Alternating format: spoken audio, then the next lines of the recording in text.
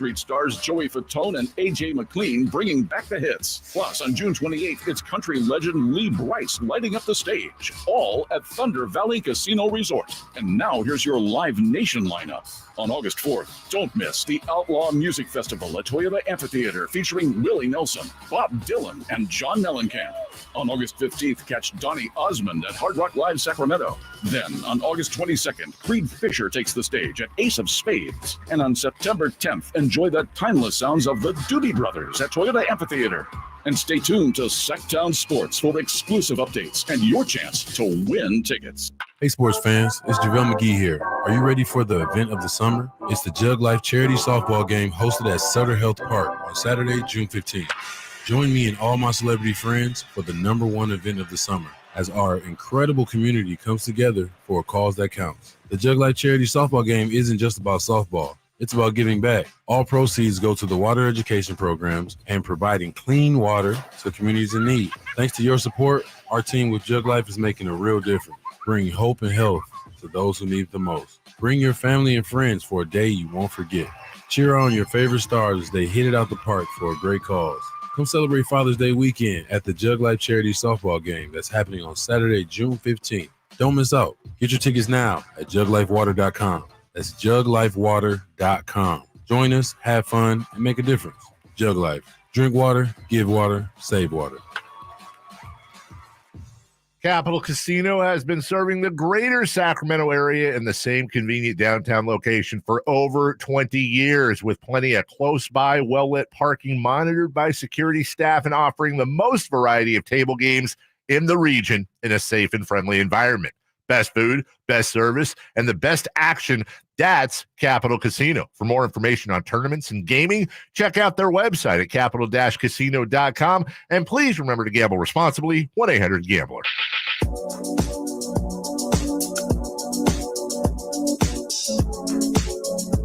Live and local. Live and local. This is Sactown Sports.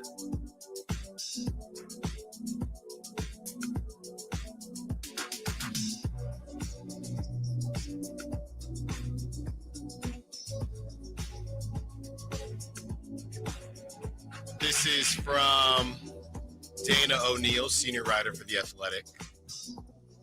And Dana does a lot for the Big East.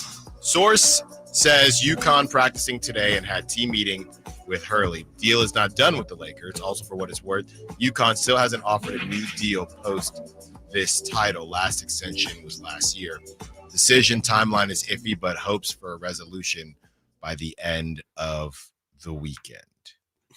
Does this bring up any thoughts, Chris, or different thoughts? This is where transfer portal people, which I am a transfer portal person, I just think it's a little crazy right now. Transfer portal people, NIL people will say, this is why I don't want to hear anyone complain about when kids feel like leaving, because UConn just woke up. And he's not gone yet, but sure, UConn could wake up and their coach could be gone. Sure. After back-to-back titles. And he's been not necessarily loud about I'd never want to leave UConn, even though a lot of them do that, but he is UConn, at least for the foreseeable future. Right. I don't want to leave. And then the team wakes up and sees this. Sure. Yeah. I mean, I definitely hear that for sure. I just think that's, that absolutely, that's why the transfer portal exists. And I think that's why even in the pre-Wild West days of the transfer portal, I believe you could get exceptions, like if your coach was leaving, you were okay to transfer. I think you did. Still might have. You know why I know that? Because that the coach that recruited me, they mutually parted ways before I got to Temple, and I could have left. Is that or I where, could have went somewhere else? In that time, would you have still had to take the year off? No. Or so you no. And did you have to file that with the NCAA or something? I don't know. I didn't go through with it. I went out because my time period was right when online recruiting was starting. Okay. So there were different profiles. So I would see, okay, Maryland is looking at me every day. Okay, whoever is looking at me every day. And I was waiting to see if somebody would reach out, and nobody did. So I didn't end up leaving Temple. But if I or never attending Temple, I should say. Right. But yeah, if that were to happen, I'm sure there would have been some paperwork, but interesting. Okay. it would have, at that point in time, if your coach leaves even prior to transfer portal, you get a free pass. Yeah. But I mean, definitely, I mean, I think it's part of the business for sure. And, I think it is definitely a reason why the transfer portal, the way that it is making sense. Definitely. If you feel like, at the end of the day, you're there to become a pro as well. The same way Dan Hurley, I guess, is too. Mm-hmm. You have every right that he does to go try and make your career possible. And yeah, that's I have nothing back to say to those transfer portal people because they're completely right. And I think that's why in the end we are where we are is right. It's a lot better for the kids to have the freedom and then, we'll deal with a lot of the bad stuff that comes with it. But I think first and foremost, the important thing is these kids have every opportunity possible to max out whatever their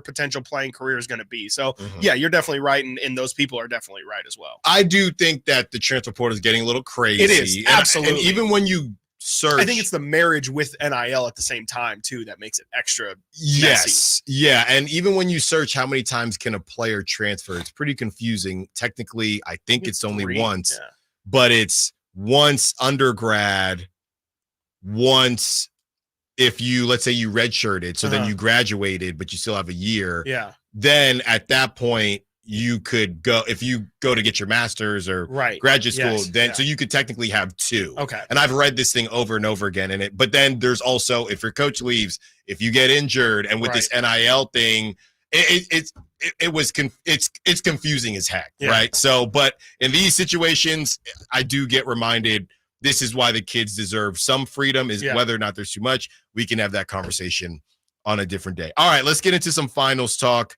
And let's start here with the fallout from the Nets trade, Chris. This is pretty insane. This is the impact of the 2013 Celtics-Nets blockbuster trade and how it is still being felt in this finals. So the Celtics, they received Gerald Wallace, Marshawn Brooks, Chris Humphries, Keith Bogans, Chris Joseph, and a 2014 first, right? They also received a 2016 first. That ended up being Jaylen Brown. They received a 2017 first. That ended up being Jason Tatum. And they received a 2018 first, which is how they traded for Kyrie. All right. The Nets received Kevin Garnett, Paul Pierce, Jason Terry, DJ White, a 2017 first, which ended up being Kyle Kuzma, and a 2017 second, which ended up being Sasha Vezenkov. Yep. Incredible. Yeah. And this is an era of NBA basketball that just doesn't happen anymore. It's the, hey, I'm a new owner. And I mean, I guess I shouldn't say anymore because you could argue this is kind of what happened just a couple months ago or a year, I guess, ago in Phoenix. But these new owners walk in, and at the time it was Mikhail Prokhorov, and he said, I'm taking New York. Yeah. And taking New York back.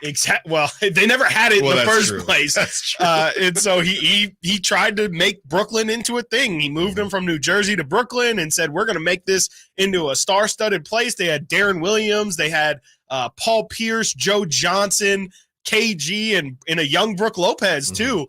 And, they were okay. They were good. I think they were maybe a 4 or 5 seed in those Eastern conferences, but they never ended up winning anything. And yeah, as you see, they gave up the world for some 34, 35-year-old former champions from Boston, and it didn't make any sense. And I think that's kind of honestly, this is the Jimmy Butler fear, is that you're going to trade for Jimmy Butler, you're going to give up 3 first-round picks, and then Jimmy Butler is going to be 36 through 39, and the guy you're getting is going to be essentially what Paul Pierce was, which is, okay, yeah, maybe in a season he'll get you 18 points, but then in that 37-year-old season, maybe it's down to 15, and then maybe it's 12, and you're really leaning on his defense. And then at some point, it's like, okay, we traded a first-round pick for a guy who's our 4th most important player on this team, and he's 38 years old now. So I think this is definitely a cautionary tale to teams out there to just not trade the world for older players. You just can't do it. No, and we went over a couple different trades yesterday, and really we've been continuing to do it. And that's why personally I would stay away from Jimmy Butler. I know I've said it over and over again, but it's just if you get the same report that you got from Zach LaVine and the Bulls, if for whatever reason the Heat say the price is dropping on Jimmy Butler, then let's have the conversation. Yeah. You still have to pay Jimmy Butler a max contract. That's what he wants. So there's just way too many factors. And the bottom line is that Jimmy Butler doesn't want to leave Miami. Mm-hmm. Okay. It's the whole thing of whether Miami still wants to keep Jimmy Butler because of everything that we just laid out. Yeah. Do they want to pay him the max? Do they want to invest that time and money into Jimmy Butler? But Jimmy Butler doesn't want to leave. That's a different situation than maybe you're getting with Donovan Mitchell, where Donovan Mitchell has never said, I want to stay in Cleveland. Right. Jimmy Butler has said, I want to be Dwayne Wade. I want to be somebody who creates a legacy in Miami. So I wouldn't touch that. He's not even on my list anymore. If it comes up, cool. If the price drops, cool. But this, like you said, this is a cautionary tale to not do deals like that, because there's going to be a sucker born every day. And I would say just make sure you're not that sucker. Coming up next, we continue the conversation. Storylines from the finals. How much do you care about this year's finals? Is it compelling enough for you? These are the conversations for the NBA. With the NBA, they're looking at the possible matchups, right, throughout the season. They have obviously the best case scenario, Lakers, Celtics, Lakers, Knicks, things like that. The NBA probably feels pretty good about this. You got the Celtics and you got Luka, you got Kyrie. But how do you, the fans, actually feel? They need to pull in fans with no connection to either team. How compelling is it? Is it more compelling than Suns Bucks with Giannis and Chris Paul? Because that one didn't do very good numbers. I feel pretty good about this as far as the numbers that the finals will do, but we want to hear from you. Also, 11:30, do not miss it. Keon Ellis, can he be a starter on this team and they contend for a championship? And at 12 o'clock, our Yahoo NBA mock draft. That's who we're getting it from today. Stiles and Watkins, Sactown Sports. The NFL's leading rusher plays here. And a handoff to McCaffrey, walks in the end zone. Handoff to McCaffrey, takes it right down to the goal line. He does his thing again. McCaffrey goes in motion right. Backwards pass led by Juszczyk. A block there. Hurdles a man. 10-5. Touchdown! CMC! You can hear all of Christian McCaffrey's touchdowns on your home for 49ers football. Sactown Sports. I didn't ask to be thrown in the streets with nowhere to go. I didn't think I'd survive. But I did ask for help, and Covenant House was there for me. 1 in 10 young adults will experience a form of homelessness this year. For these kids who didn't ask to be put in this unthinkable situation, Covenant House is there. Covenant House helped me break the cycle of homelessness in my family. They gave me the love that I needed. Over 2,000 young people will sleep safely in a Covenant House bed tonight. When youth who are experiencing homelessness have a hot meal, a safe place to sleep, medical care, and love, they can overcome heartbreaking challenges and have a brighter future. They just really genuinely just wanted to help me succeed, and I'm succeeding. I'm a speaker, I'm an author. Covenant House really helped me and really helped mold me into the woman I am today. If you or someone you love is asking for help, go to safeplacetosleep.org today. Hey, it's Carmichael Dave for my good friends at American Energy. Now, I've told you this before, but this is what we call extending a good deal. Right now, American Energy Heat and Air is offering an HVAC diagnostic for $99. Oh, wait, I'm sorry. Never mind. They're offering it free. It's a $99 value, but you get it for $0. Let the American Energy team test your system connections and all the moving parts of that system to ensure that it's functioning properly. Now, this is a limited time offer. Call today to schedule your appointment at 916-520-9990. Speak to the company that has an A-plus rating with the Better Business Bureau that's been making the greater Sacramento area proud since 1981. 916-520-9990 or AmericanEnergyAir.com. Tell them Carmichael Dave sent you. Call 916-520-9990 now. Get ready for the Kia Vacaville Summer Sticker Sales Event. This is your chance to make it a summer to remember with incredible deals on select 2024 Sportage and Sorrento vehicles. Kia Vacaville is offering an amazing 1.9% APR for up to 48 months for well-qualified buyers. Or you'll get $1,000 bonus cash on specialty tag 2024 Sportage and Sorrento models. It's the perfect time to upgrade your ride and start your summer adventures. Imagine cruising down the highway in your new Kia from Kia Vacaville, enjoying the advanced features and comfort of the Sportage or Sorrento. Whether you're planning a road trip or just driving around town, these vehicles are designed to elevate your experience. But don't wait too long. These unbeatable deals won't last forever. Your adventure starts now at Kia Vacaville, where every journey is an adventure. Visit them today and find the perfect vehicle for your summer plans. Model availability, lease options, and features may vary. Please visit Kia Vacaville for more details. Hello, Sacramento. I'm Emran Pilati, owner of True Sports Cards and Collectible Store here in Rockland, California, and the host of the True Sports Cards Show that airs right here on Sactown Sports 1140 every Saturday from 10 to 11 a.m., where we discuss the latest trends, hottest products, and deliver exclusive interviews with other industry leaders. And don't forget to visit our shop, True Sports Cards, at 6661 Stanford Ranch Road in Rockland and see what we have for all your sports card and memorabilia needs.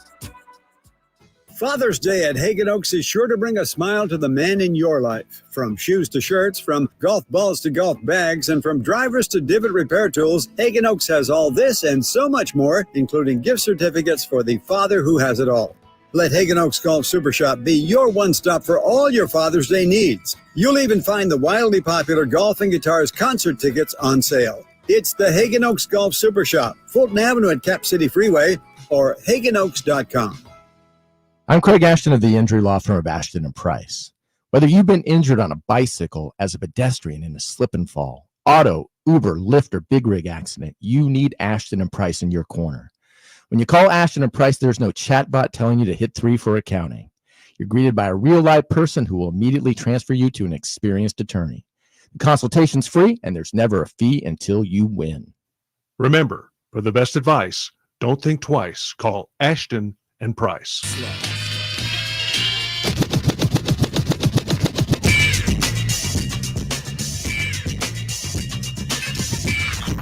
Sactown Sports. Check us out on YouTube. Search Sactown Sports and subscribe.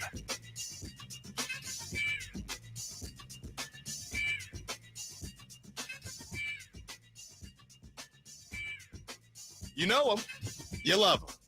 America's sweetheart, David Spade, returns to Sacramento for a night of nonstop laughs. And, of course, Sactown Sports wants you in the building. All you have to do is hit up the Folsom Lake Honda hotline at 1 p.m. Nate will pick the number today. I will be tomorrow. Nate will pick the number today, 916-339-1140, as we open up the phone lines.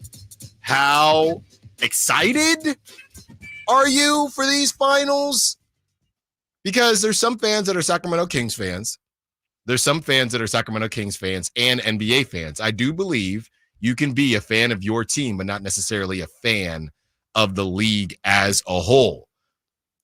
I think there is obviously a lot of crossover, but I do think there are a lot of people that couldn't care less about the finals. But my question is, are these finals specifically with Kyrie Irving going back to Boston, with Luka Doncic and his antics being on the big stage, the prodigy fulfilling its destiny? You're like Dune. I'm waiting for, wifey and toddler Stiles to take a long trip so I can get into Dune. Well, it's just going to be 2 a.m. to 4 a.m. and I just, hey babe, can I just nap? Try 5 a.m. When she naps, can I nap and just try to get these Z's back? I just really wanted to watch Dune. Of course. Okay, cool. I still haven't watched the second one because I don't have any time. It rocks. When am I supposed to watch that with the 1-year-old?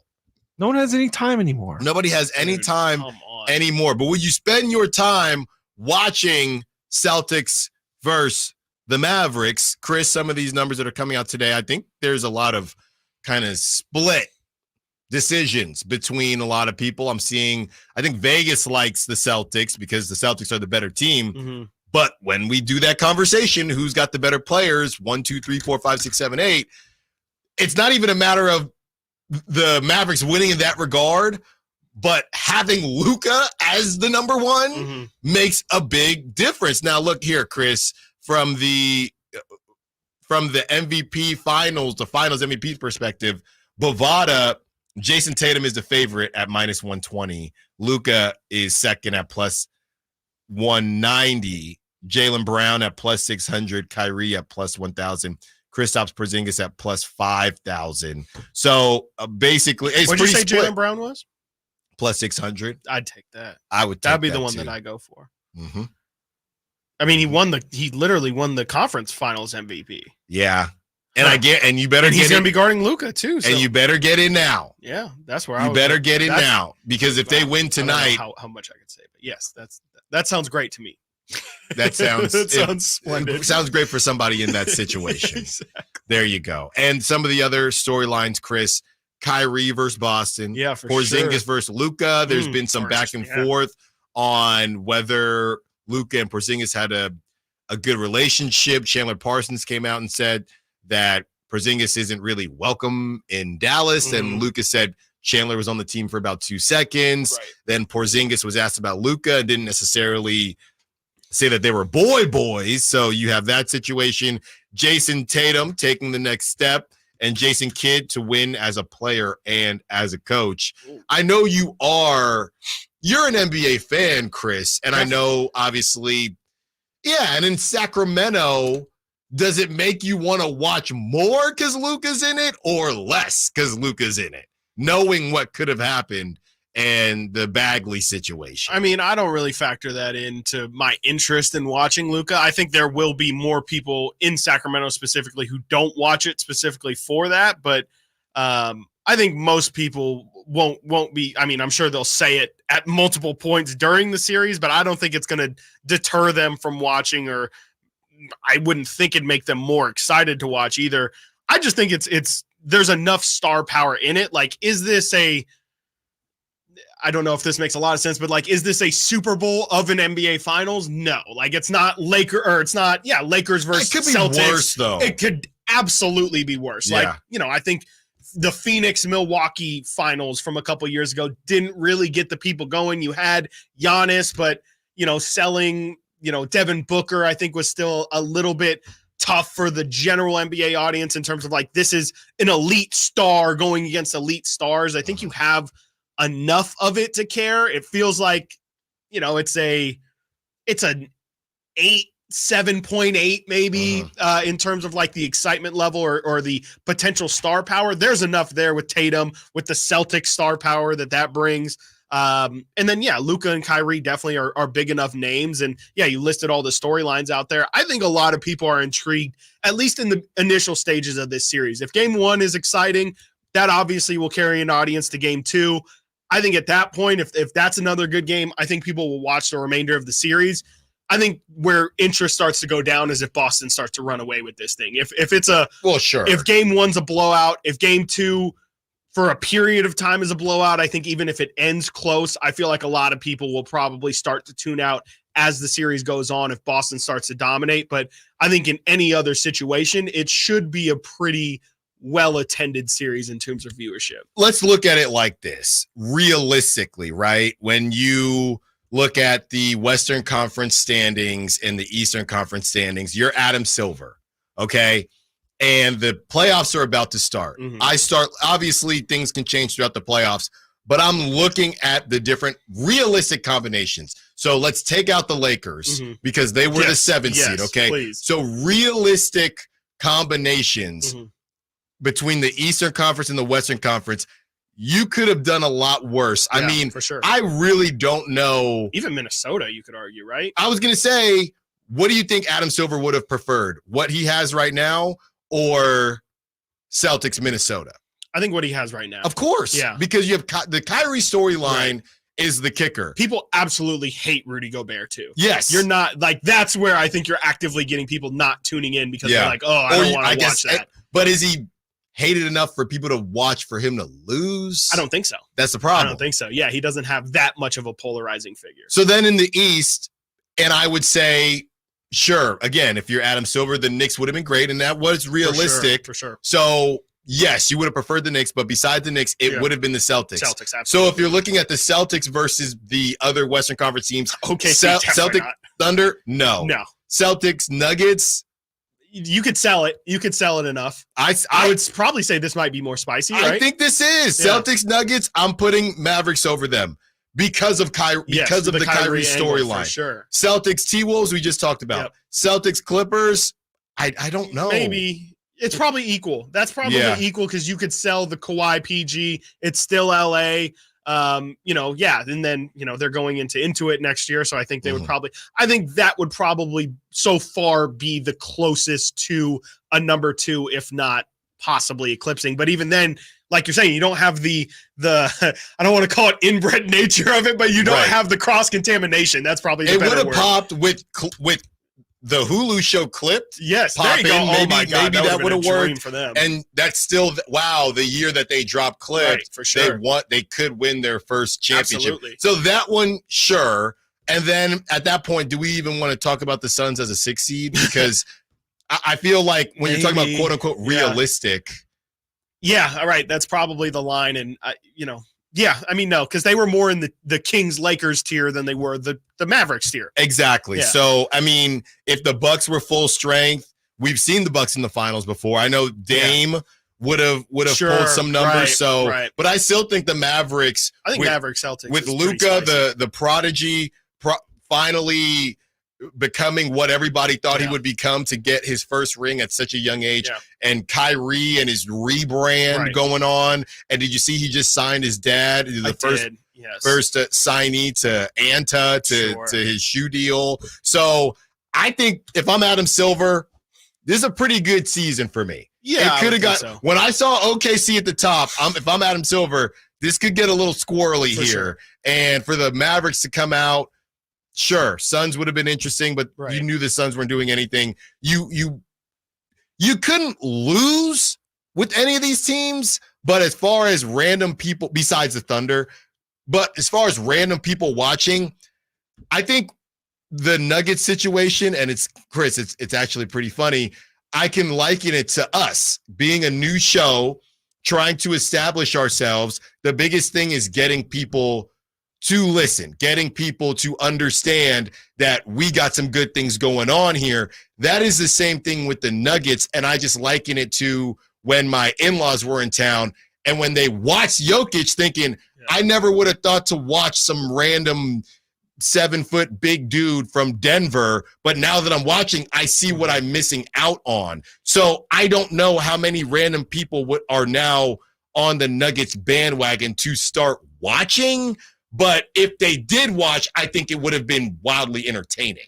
Yeah, I think the only fear is that, and I don't share this sentiment, but I know that there's a lot of, especially like super casual NBA fans that will say, oh, well, it's Denver again. Like, that's boring to me. Like, oh, okay, yeah.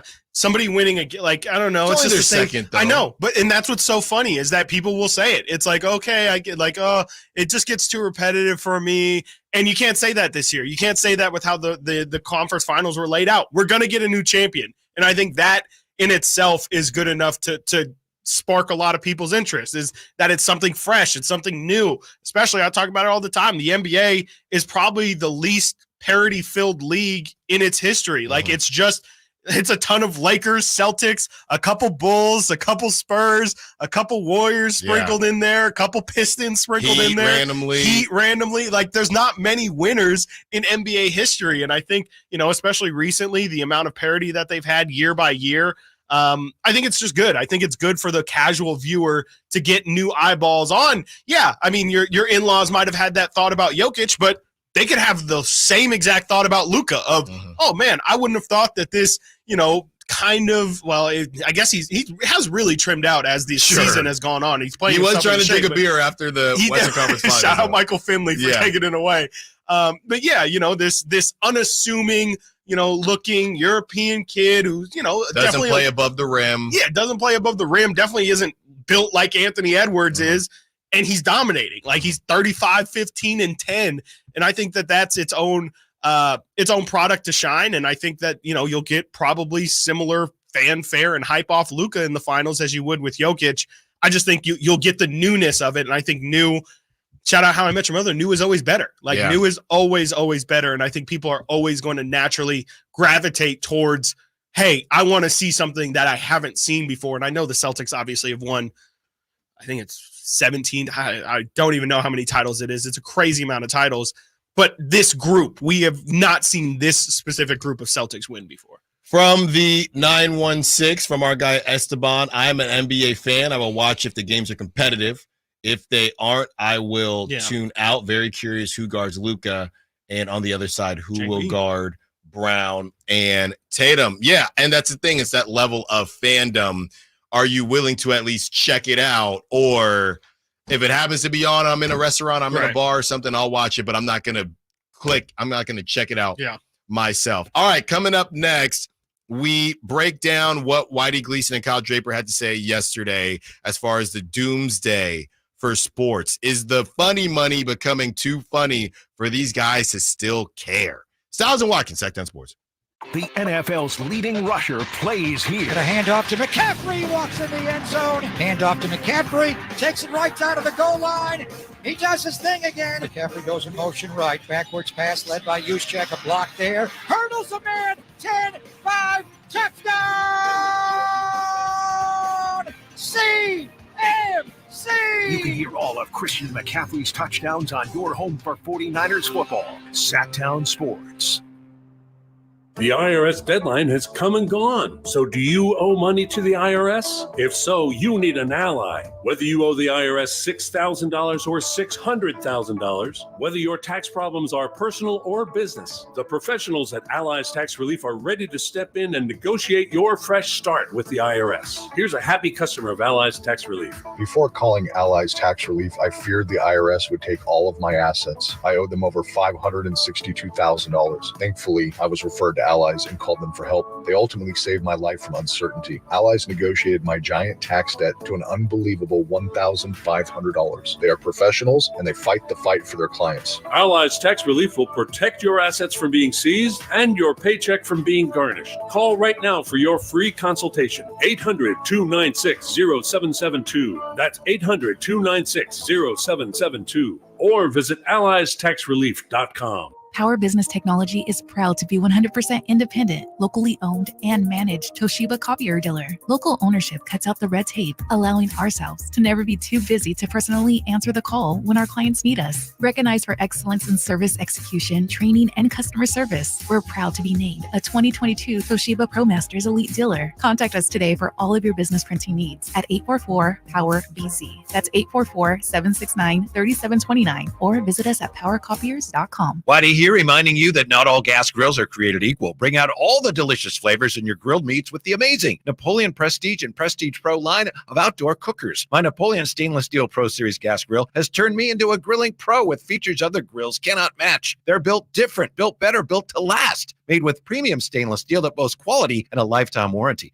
I may never want to cook indoors again. Napoleon grills and accessories are now available at your nearby Amy's, Ace Hardware in Sacramento, and now El Dorado. Save on rows and rows of new Hondas during our giant summer sale at Folsom Lake Honda, your one-stop Honda shop. Hurry in and save on our best selection of new Hondas. Each is priced to sell now. Folsom Lake Honda is your one-stop Honda shop for great pricing on a giant selection of new CRVs, HRVs, Ridgeline, Civics, and Accords with low finance and lease options. Get to Folsom Lake Honda or go to FolsomLakeHonda.com. Folsom Lake Honda, yeah, your one-stop Honda shop. At the Good Feet store, we take pain very seriously. Whether in the foot, knee, hip, or back, Good Feet makes over 300 styles, flexibilities, and sizes of pain-relieving arch supports. With 26 bones, 30 joints, and over 100 muscles, tendons, and ligaments in each foot, a lot can go painfully wrong. So there's a trained arch support specialist at each Good Feet store to give you a precision fit. Come in for a free fitting and test walk. No appointment necessary. Good Feet arch supports are HSA, FSA eligible. The Good Feet store in Sacramento, Roseville, Vacaville. Online at goodfeet.com. Hey sports fans, it's JaVale McGee here. Are you ready for the event of the summer? It's the Jug Life Charity Softball Game hosted at Sutter Health Park on Saturday, June 15th. Join me and all my celebrity friends for the #1 event of the summer, as our incredible community comes together for a cause that counts. The Jug Life Charity Softball Game isn't just about softball. It's about giving back. All proceeds go to the water education programs and providing clean water to communities in need. Thanks to your support, our team with Jug Life is making a real difference, bringing hope and health to those who need it the most. Bring your family and friends for a day you won't forget. Cheer on your favorite stars as they hit it out the park for a great cause. Come celebrate Father's Day weekend at the Jug Life Charity Softball Game that's happening on Saturday, June 15th. Don't miss out. Get your tickets now at juglifewater.com. That's juglifewater.com. Join us, have fun, and make a difference. Jug Life. Drink water, give water, save water. Capital Casino has been serving the greater Sacramento area in the same convenient downtown location for over 20 years, with plenty of close-by, well-lit parking monitored by security staff and offering the most variety of table games in the region in a safe and friendly environment. Best food, best service, and the best action. That's Capital Casino. For more information on tournaments and gaming, check out their website at capital-casino.com. And please remember to gamble responsibly. 1-800-GAMBLER. From the Power Business Technology Toshiba Studios. Your home for Kings basketball for over 25 seasons. No look, Bibby to Weber, down the lane, flying jam. There's your play of the night right there. It's inside is Sabonis, a two-hand rip, a brilliant pass from De'Aaron Fox. KHTKAM Sacramento, KYMX HD2 Sacramento. Sactown Sports.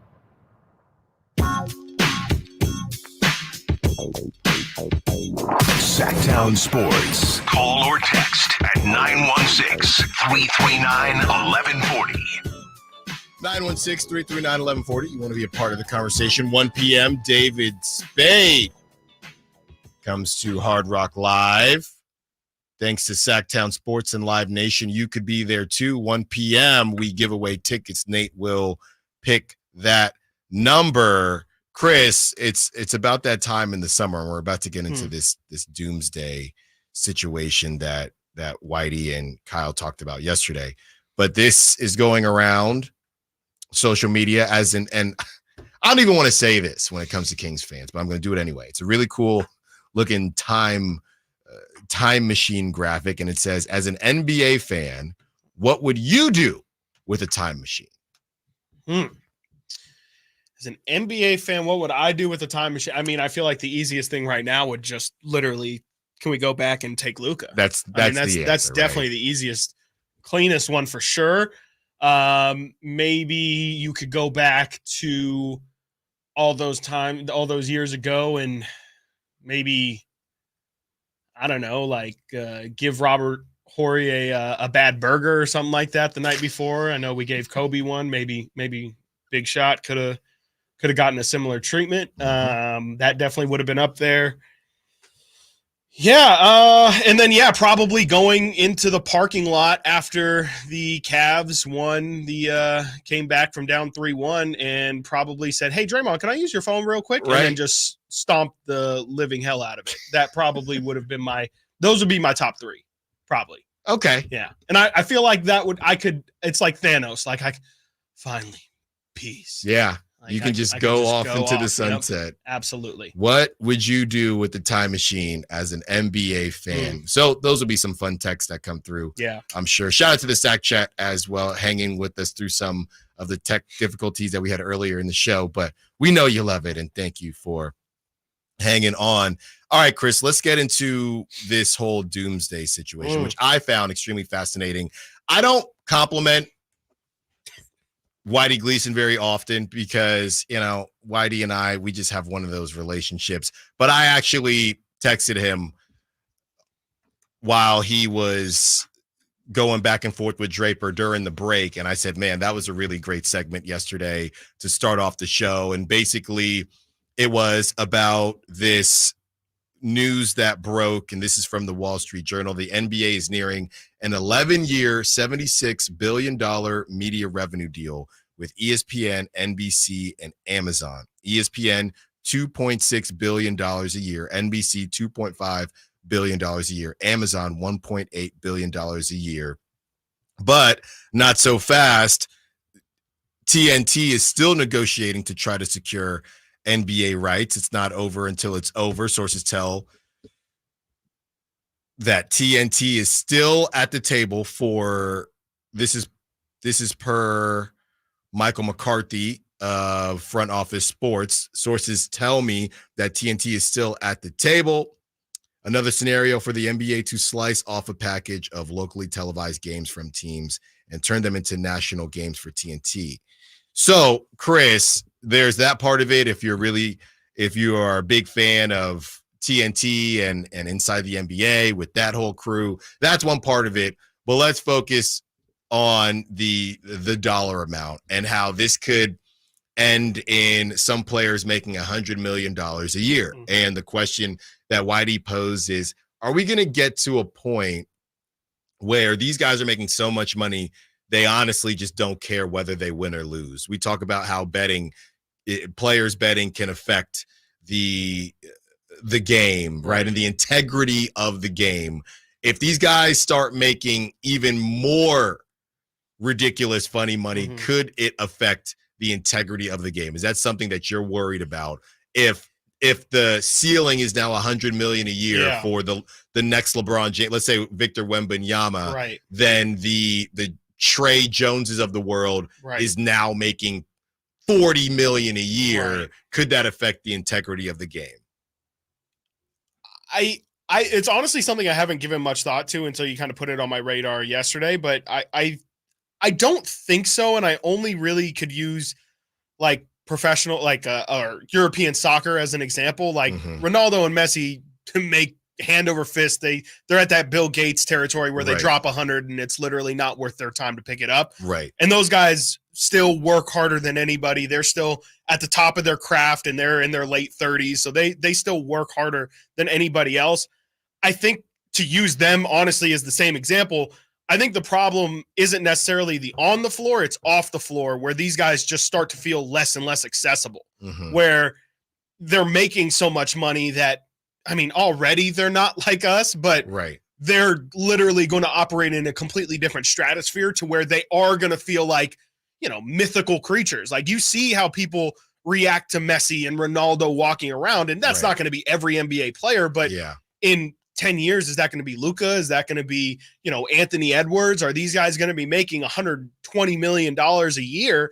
And they're going to be so inaccessible to the general public that, you know, nobody sees from Michael Jordan these days. Nobody really hears from Michael Jordan. And it's because he's so rich and famous. He doesn't really walk around in the tabloid circles. He's not walking red carpets anymore. He's on his yacht throwing private parties that we never hear of.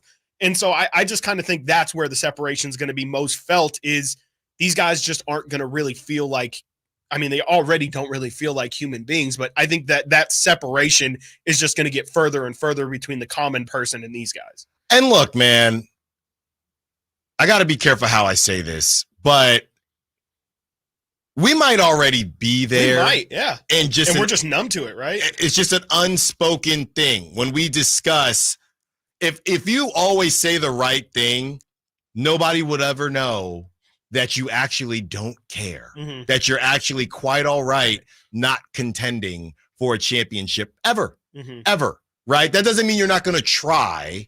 And I guess maybe that could help. So they're not creating super teams because, hey, I'm just going to chill because I make $100 million a year and we're in the play-in every year. And I don't care enough to, oh my gosh, now I have to pack up my family and we got to go over here just for a silly little ring. Right. So maybe it could help in that regard. Yeah. But I do think there are players out there right now that, and maybe some stars, some quote unquote stars that don't actually care about winning the whole thing. I don't know who they are, but I do know that there are some people that love basketball.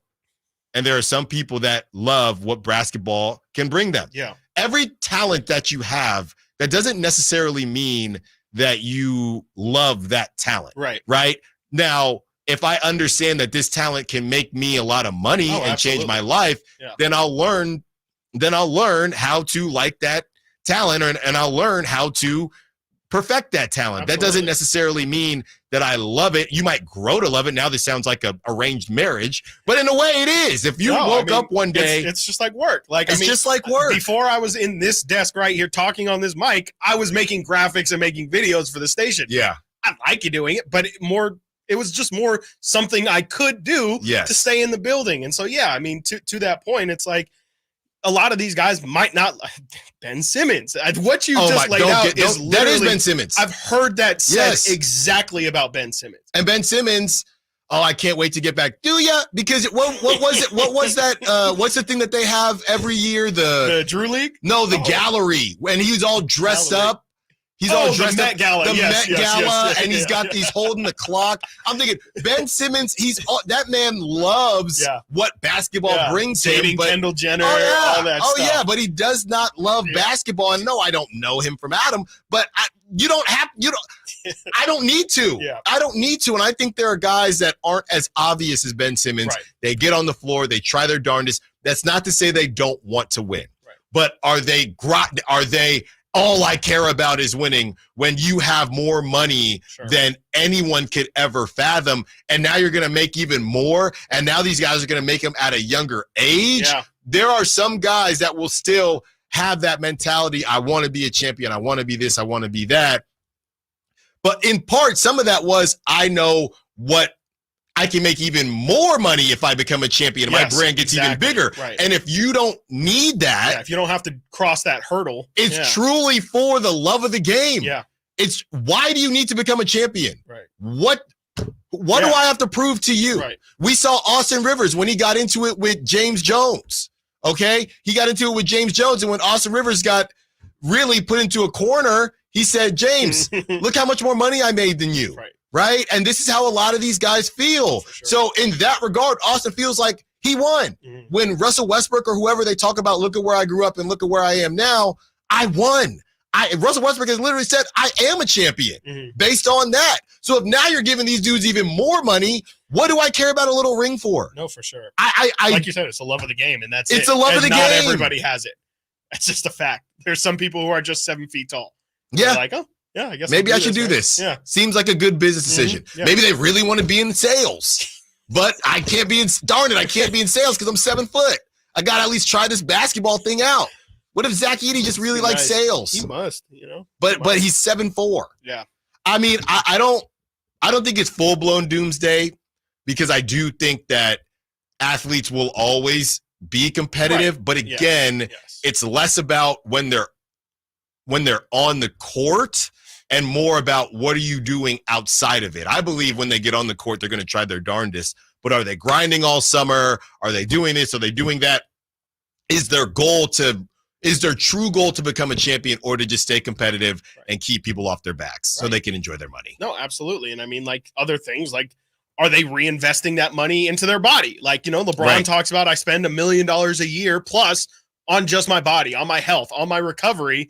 Okay, if you're making $80 million, I would hope that you're doing the same, right? At the very least. So, it's okay if you do, hey, you make more money, go ahead and enjoy that money even more, but make sure that you're also still taking care of the reason why you're making that money. And I think honestly, it could just lead to a lot more of some flameouts. Like we haven't really seen, I think in this weird era of basketball, like everyone, even like Anthony Edwards comes into the league at 19 years old and he's pretty much a pro, like in terms of how he acts, how he carries himself.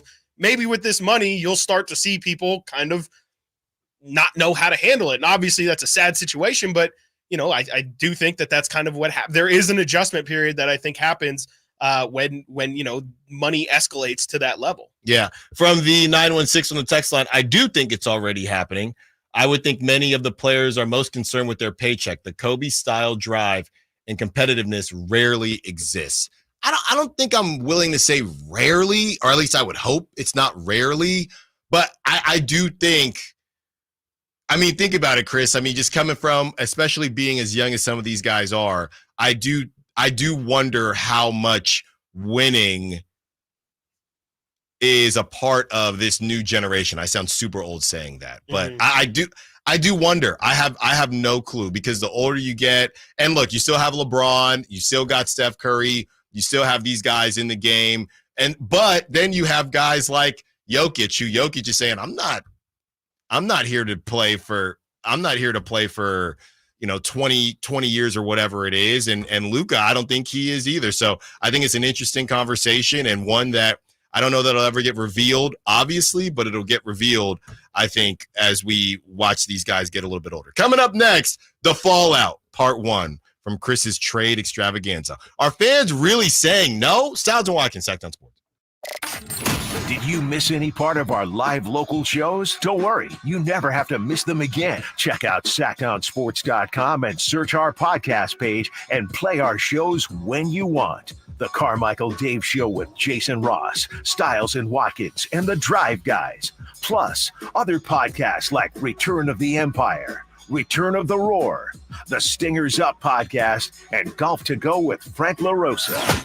They're all available right now on SactownSports.com. My good friends, Dr. Jack Friedlander and Dr. Pash in Roseville and in San Francisco are offering not only confidence, not only security, but also the ability, if you ain't insecure, to go from the roster to the all-star team. You know what I'm saying? I'm talking about UpsizeMatters.com. Time after time, vote after vote, circumference, or as we call it, girth, is consistently ranked as the most important attribute. And Dr. Jack and Dr. Pash can give you a free consultation. The procedure can be done on the same day as your consultation with immediate results. It's non-surgical. It's virtually pain-free, safe, effective, long-lasting, semi-permanent, and doctor-performed. For more information, go to UpsizeMatters.com. Go to UpsizeMatters.com. Make that change. Make the all-star team. Get your girth on.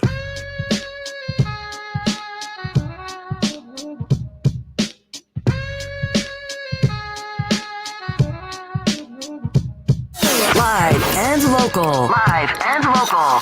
This is Sactown Sports. 1 o'clock, your chance to win David Spade tickets. If you want to see him at Hard Rock Live on November 22nd, courtesy of Live Nation. For more information, visit SactownSports.com. 916-339-1140 is the call line and the text line. And the Sac Chat. Shout out to the Sac Chat. All right, Chris. So if you missed us yesterday, you can check out Chris's trade on YouTube. It's causing a lot of conversation. And Chris, the main thing, and we're going to have you kind of just rehash it here, but the main thing that was my takeaway when I looked at all the comments was the amount of people saying no to both, right? And it felt like more people were saying no to the Zach LaVine piece, even though you did pair him with with Alex Caruso. Mm-hmm. But it was surprising to me that people think that Kyle Kuzma is enough, and maybe he is enough.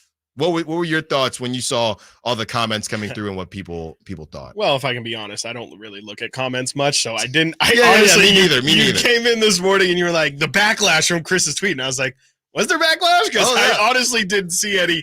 But I'm looking at it now, and I mean, yeah, there is a lot of people who who are saying, thumbs up on Kuz trade, thumbs down on LaVine. Right, that was a lot of it. LaVine, not a good defender.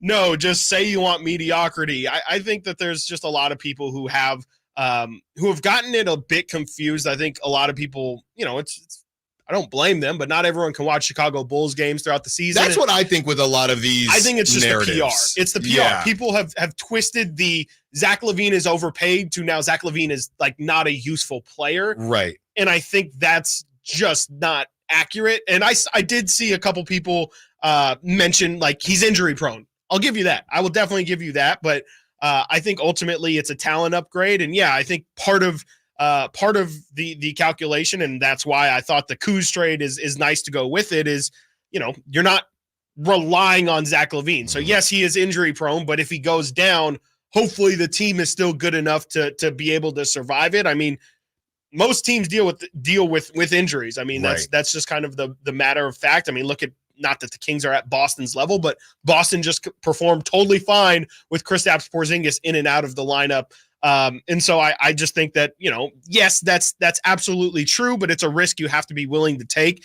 And I mean, Dave definitely was right in saying this morning that the money doesn't work out. I think, some of these different NBA trade machines have different calculations that go into it. Some have cap and don't, but as simple as if you add Sasha Vezenkov to that Chicago trade, it works out. So you can definitely get the deal done with essentially what was laid out there. And I think ultimately the thing that I was most surprised by was, the people not accepting Alex Caruso as the sweetener for the Zach LaVine thing, because everything everyone says about Zach LaVine is definitely true. The injury prone stuff, hey, he's pretty on ball dominant and he isn't really one to take a back seat, and the defense would definitely be a major concern. Absolutely. But Alex Caruso has been on the all defensive team the past 2 seasons. He literally can play point guard, shooting guard, or small forward. Right. I just think that when you factor in the totality of what you're getting back,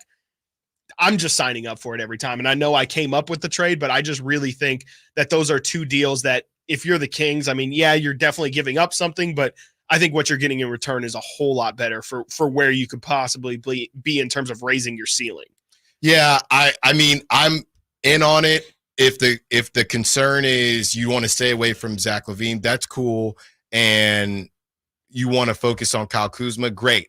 I think it turns into a situation, and it's not just Kings fans. It's a bunch of different fans, right? I see Warrior fans. They say no to everyone. Now, all of a sudden, Warrior fans, they want a big man, even though they've done all of this without a big man. And you do have Trace Jackson Davis, but they need Jared Allen, right? But I thought you couldn't stand Andrew Wiggins. Right. So I don't really know what a lot of these fans want in terms of the players that they want to trade for. Yeah. You say, who's on the market. Okay. You say no to Kyle. You think, and look, I'll give it to William on the Sack Chat, William Lamas. Even if we don't agree with you, William has stated, to me, it's Mike Brown. William believes that we are a couple small pieces away and we need to change our philosophy. Whether you agree or not, cool. So the names that we're putting out, William says, we don't need all that. This is what I feel we need. Yes. Right or wrong, that's his opinion. Yes. But when everybody says, It's no, at least a solution. yes, no, Kyle Kuzma, no, Zach LaVine, no, Jeremy Grant, but we need to get better. Who do you want? Yes. That's realistic. Right. And then there's some people that want Jimmy Butler. Okay. You know how I feel about Jimmy Butler, but some people do want Jimmy Butler. Yeah. So you say And no to everybody. I need an explanation for why you're okay with all of this for Jimmy, but then why not less of this for Because Kyle Kuzma somebody told them that Kyle Kuzma doesn't care about this or that, or somebody told, and the Zach LaVine, yes, the injury thing is real, but the price tag, whatever. Somebody told them. I mean, I just like to be real. I haven't watched a ton of Zach LaVine lately. Yeah, for sure. I have not watched a ton of Zach LaVine lately. So that is where I go into. I'm going to trust Monty McNair that he has watched Zach LaVine lately, and that his team has. But know that for guys that you haven't actually really watched, if you keeping it 1,000, it just makes absolutely no sense to me. All right, coming up next, does it make sense to have Keon Ellis as a starter? Would that help put the Kings in contention, or can you see a lineup with Keon Ellis as a starter and the Kings still be in contention for a championship? Stiles and Watkins, Sactown Sports. The only place you'll find Kevin Herter is Sactown Sports. Herter's open, steps into 3. He's got the triple. Hey, Sacramento, it's Kevin Herter, and you're listening to the home of the Sacramento Kings, Sactown Sports. Your local sports leader. It's Kyle Draper here to let you know that the famous Bay Area pizza company, Amici's East Coast Pizzeria, has just opened its first location in Sacramento, offering takeout and delivery to the greater Sacramento area. To check out the menu and order online, visit amicis.com and click on the Sacramento banner. As a special deal all this week, when you enter promo code SAC50 at checkout, they'll give you 50% off any large pizza. So when you want to enjoy half-price pizzas with family and friends this week, use promo code SAC50 at amicis.com, and Amicis delivers. Father's Day at Hagen Oaks is sure to bring a smile to the man in your life. From shoes to shirts, from golf balls to golf bags, and from drivers to divot repair tools, Hagen Oaks has all this and so much more, including gift certificates for the father who has it all. Let Hagen Oaks Golf Super Shop be your one-stop for all your Father's Day needs. You'll even find the wildly popular Golf and Guitars concert tickets on sale. It's the Hagen Oaks Golf Super Shop, Fulton Avenue at Cap City Freeway, or HagenOaks.com. Want to keep your gas-powered engines running like new?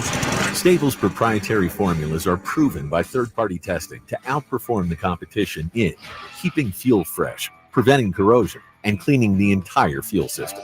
With Stable, you can have confidence you are doing the right thing for your engine's long-term health. Just pour into your gas can or fuel tank, then top off with fresh fuel. At every fill-up or when you store, start with Stable. Available where fuel additives are sold. Progressive presents good news, bad news, dumb news, then great news. Good news. While leaning over the fence, your neighbor said you could save money bundling home and auto insurance with Progressive. Bad news. Your neighbor leaned over a little too much and broke your fence. Dumb news. Somehow fence wood is more expensive than wood. Great news. You decide to see if you could save money bundling at Progressive.com and to plant really tall shrubs. Progressive Casualty Insurance Company affiliates and other insurers not available in all states.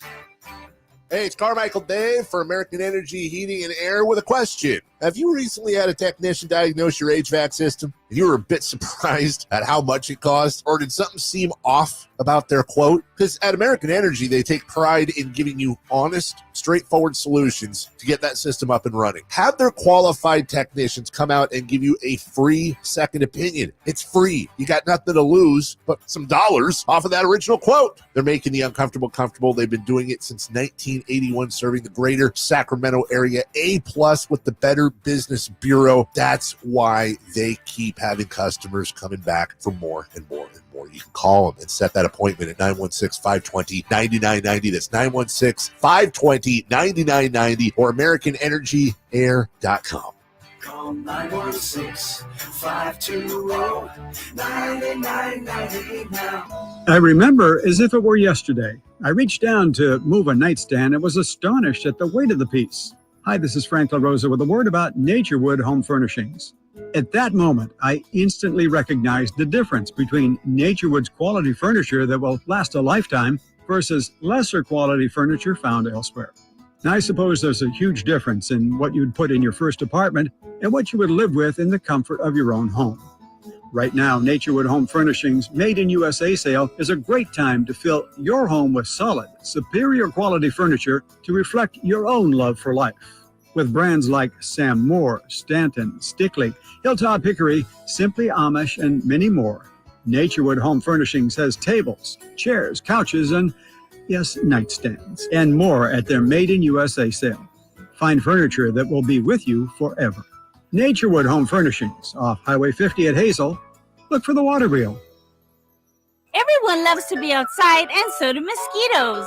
Protect yourself against mosquitoes and West Nile virus by following these simple tips. At least once a week, look around your yard and drain stagnant water from any containers where mosquitoes can breed. Remember to use an effective mosquito repellent, especially at dawn and dusk when mosquitoes are most active. Close all doors and be sure screens are in good working condition. At the Mosquito and Vector Control District, we're here to help. Visit us at fightthabite.net.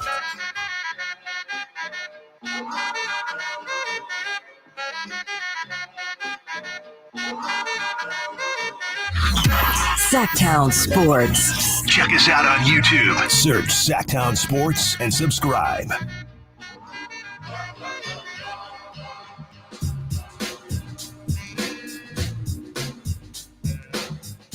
$1 p.m., Davis Bay returns to Sacramento on November 22nd. You get a chance to win tickets. 1 p.m., Folsom Lake Honda Hotline, 916-339-1140. All right, Chris.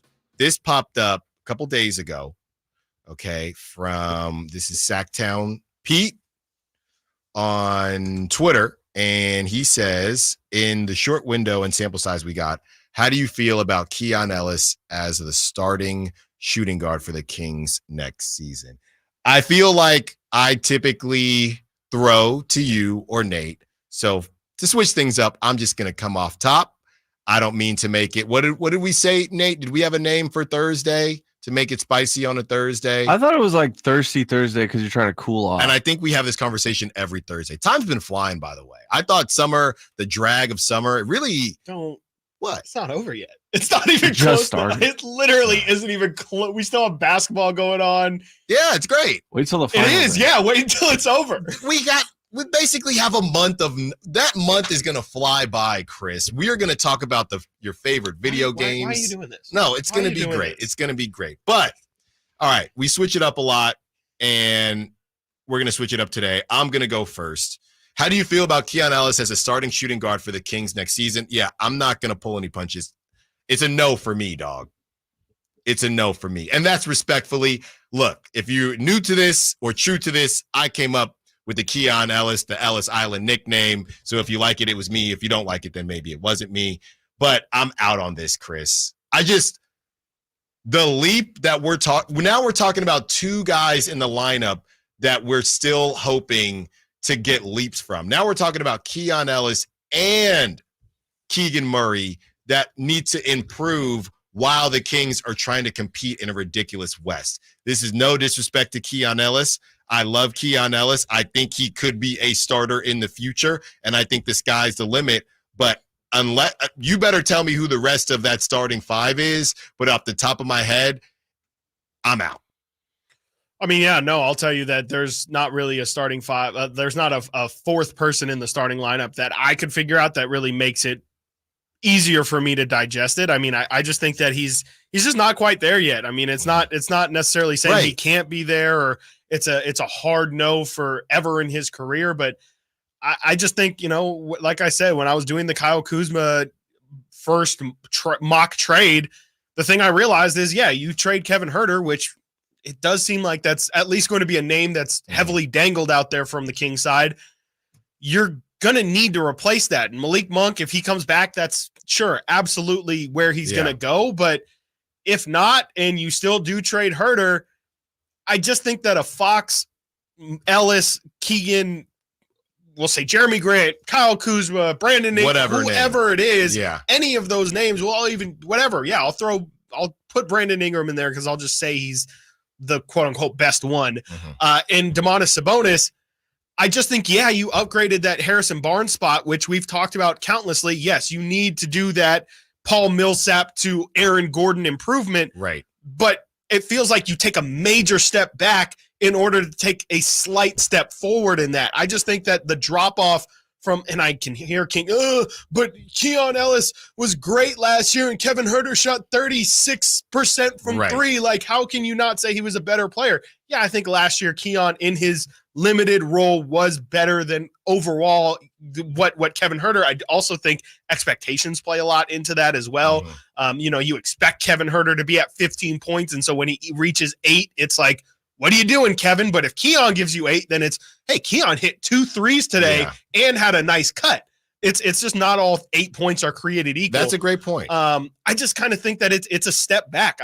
Again, no disrespect to Keon at all, but I just think if you're really wanting to be in the conversation of, hey, we are legitimate stamped, we want to be in the second round, I don't know if you can confidently say that if Keon Ellis is one of your starters. I think in an ideal world, you want to strive for better than Keon Ellis, and Keon Ellis can still be a very big contributor off the bench. But as a starter, there's just different level of expectations every single night.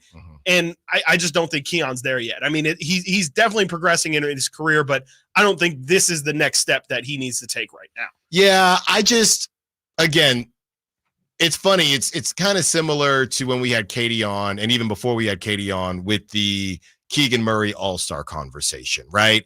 I thought what you did when you listed off all of the players who have never been an All-Star, haven't been an All-Star yet, it just puts things in perspective, right? As when you say, well, I don't know that Keegan Murray is ever going to be an All-Star, but whoa. Yeah. We're building around Keegan. He's untouchable. Then when you list off Michael Porter Jr., CJ McCollum, guys like that who also haven't been an All-Star, it puts things into perspective. So when you're putting things into perspective for Keon Ellis, that's not to say Keon Ellis might not be a starter the next season. But if we are having conversations about a deep playoff run, even if you add Kyle Kuzma and you remove Harrison Barnes, I just don't think that's enough.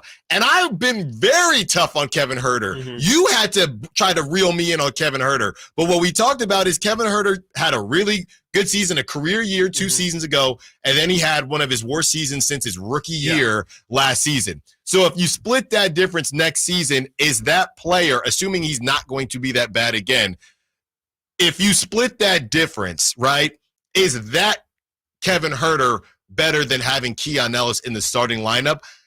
I think the answer is yes. I think so. I still don't think, to your point, when I said, hey, if Kevin Huerter does do this, I think we talked about it yesterday, where would the Kings be? They're probably still not holding up to Larry O'Brien. Right. But I think that a better version of Kevin Huerter, when we've just seen essentially Kevin Huerter's basement, is probably better than Keon Ellis as a first-year starter. Yeah.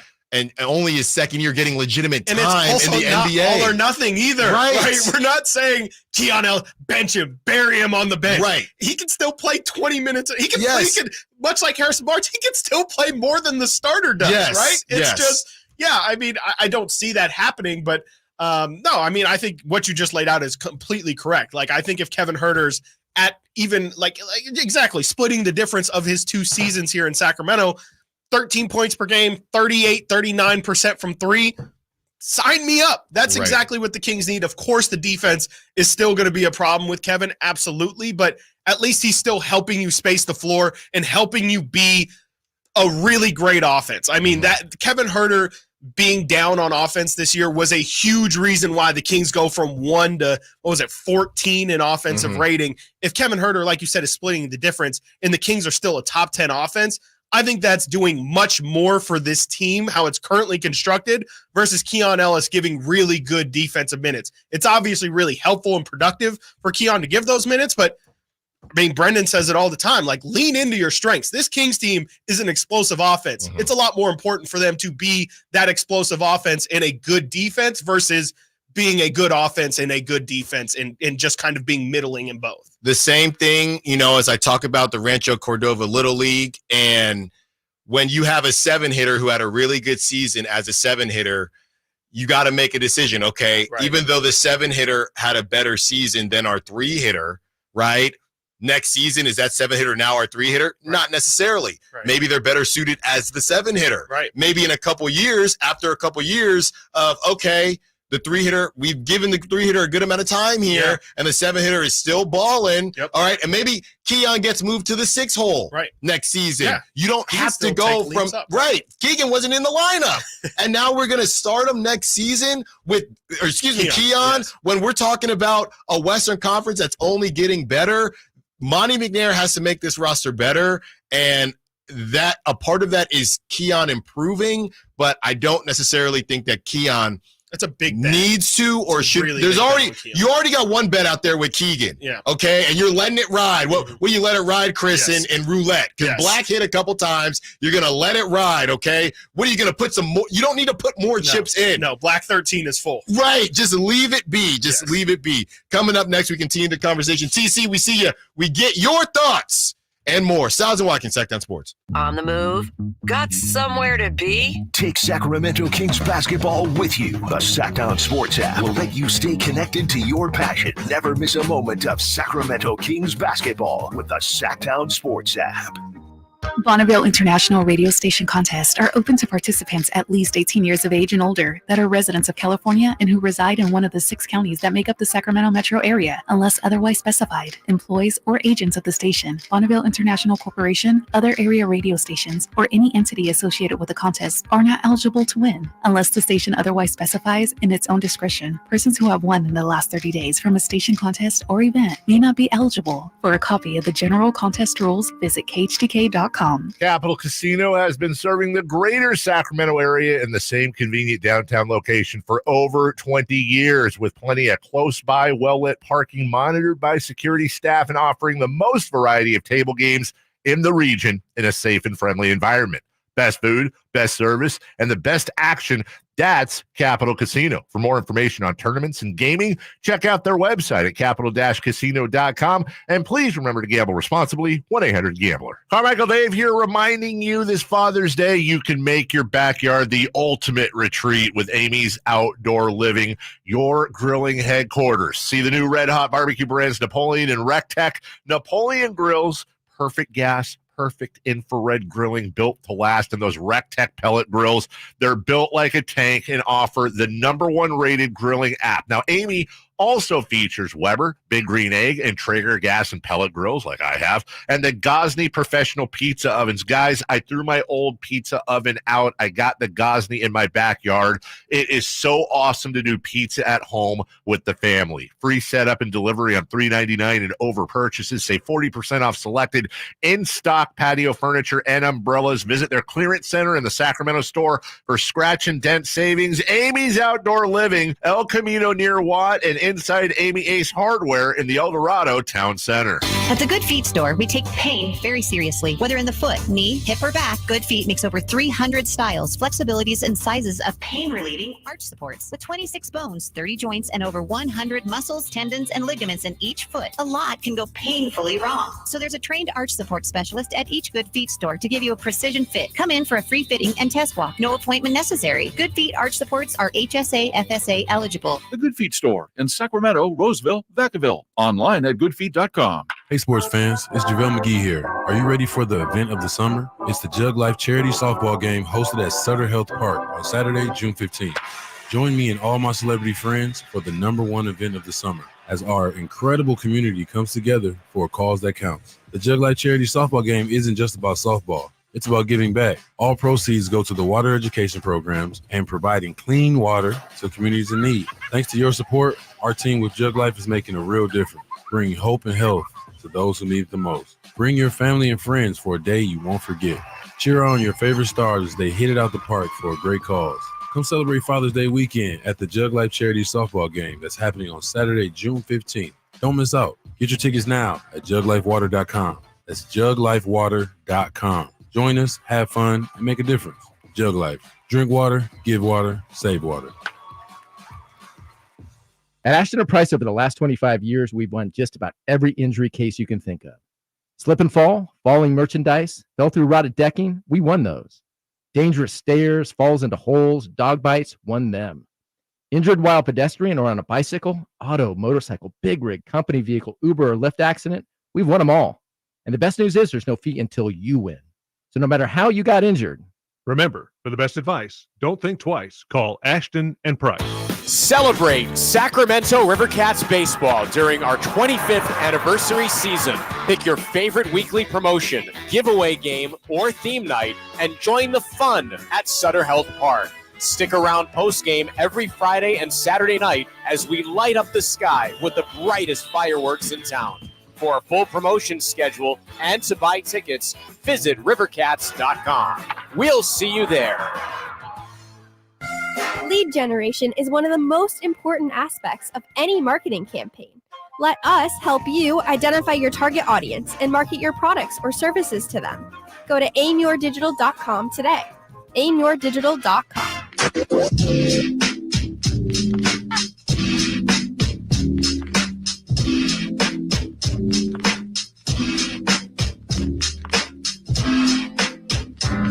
Sactown Sports. Call or text at 916-339-1140.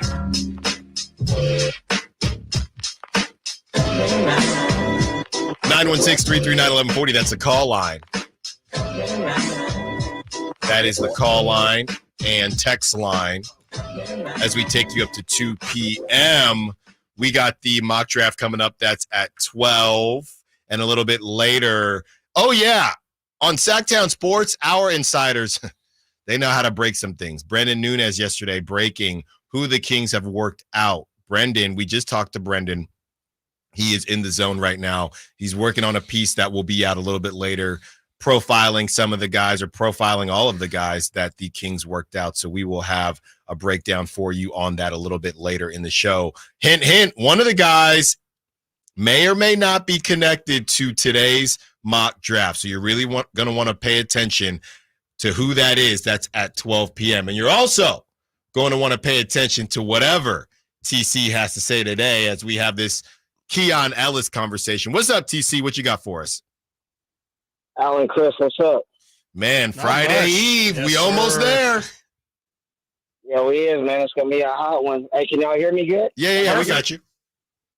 Okay, for sure. So, look, check it out. Hey, I got to kind of disagree on the Keon Ellis, Kevin Herter situation, bro. I think we'd be better with Keon Ellis. Like, if Monk leaves, bro, I'm a big component on that, bro. I know I want Monk back super bad, bro, but for some odd reason, dog, as everything is going on, I'm really thinking that he's going to leave, bro. Mm-hmm. Unless he's like, I'm going to do y'all super solid, and I'm taking a 17 and a half. Mm-hmm. That's if he doesn't have any more deals. But I think he's going, bro. And if we're not giving up Kevin Herter in like a Kuzma trade or something, bro, he has to go to the bench, and I'm starting Keon. I'm taking Keon's defense off our offense because if we're trading for Kuzma, then you got Fox, Keon, Kuz, or Keegan, whoever you want to put at the 3, and then the other person at the 4 with Domas, with whoever else off the bench. So you're going to need some scoring off the bench if you're not giving up Kevin and a deal. Mm-hmm. Hey, bro, you got to come off the bench. I'm taking a shot with the defense, bro, because our approach next season, I know we're a high-octane offense, but where was that at last year? I think that was an inevitable. I know we weren't hitting shots, but I think we got to rely on how we ended the season last year with our defense.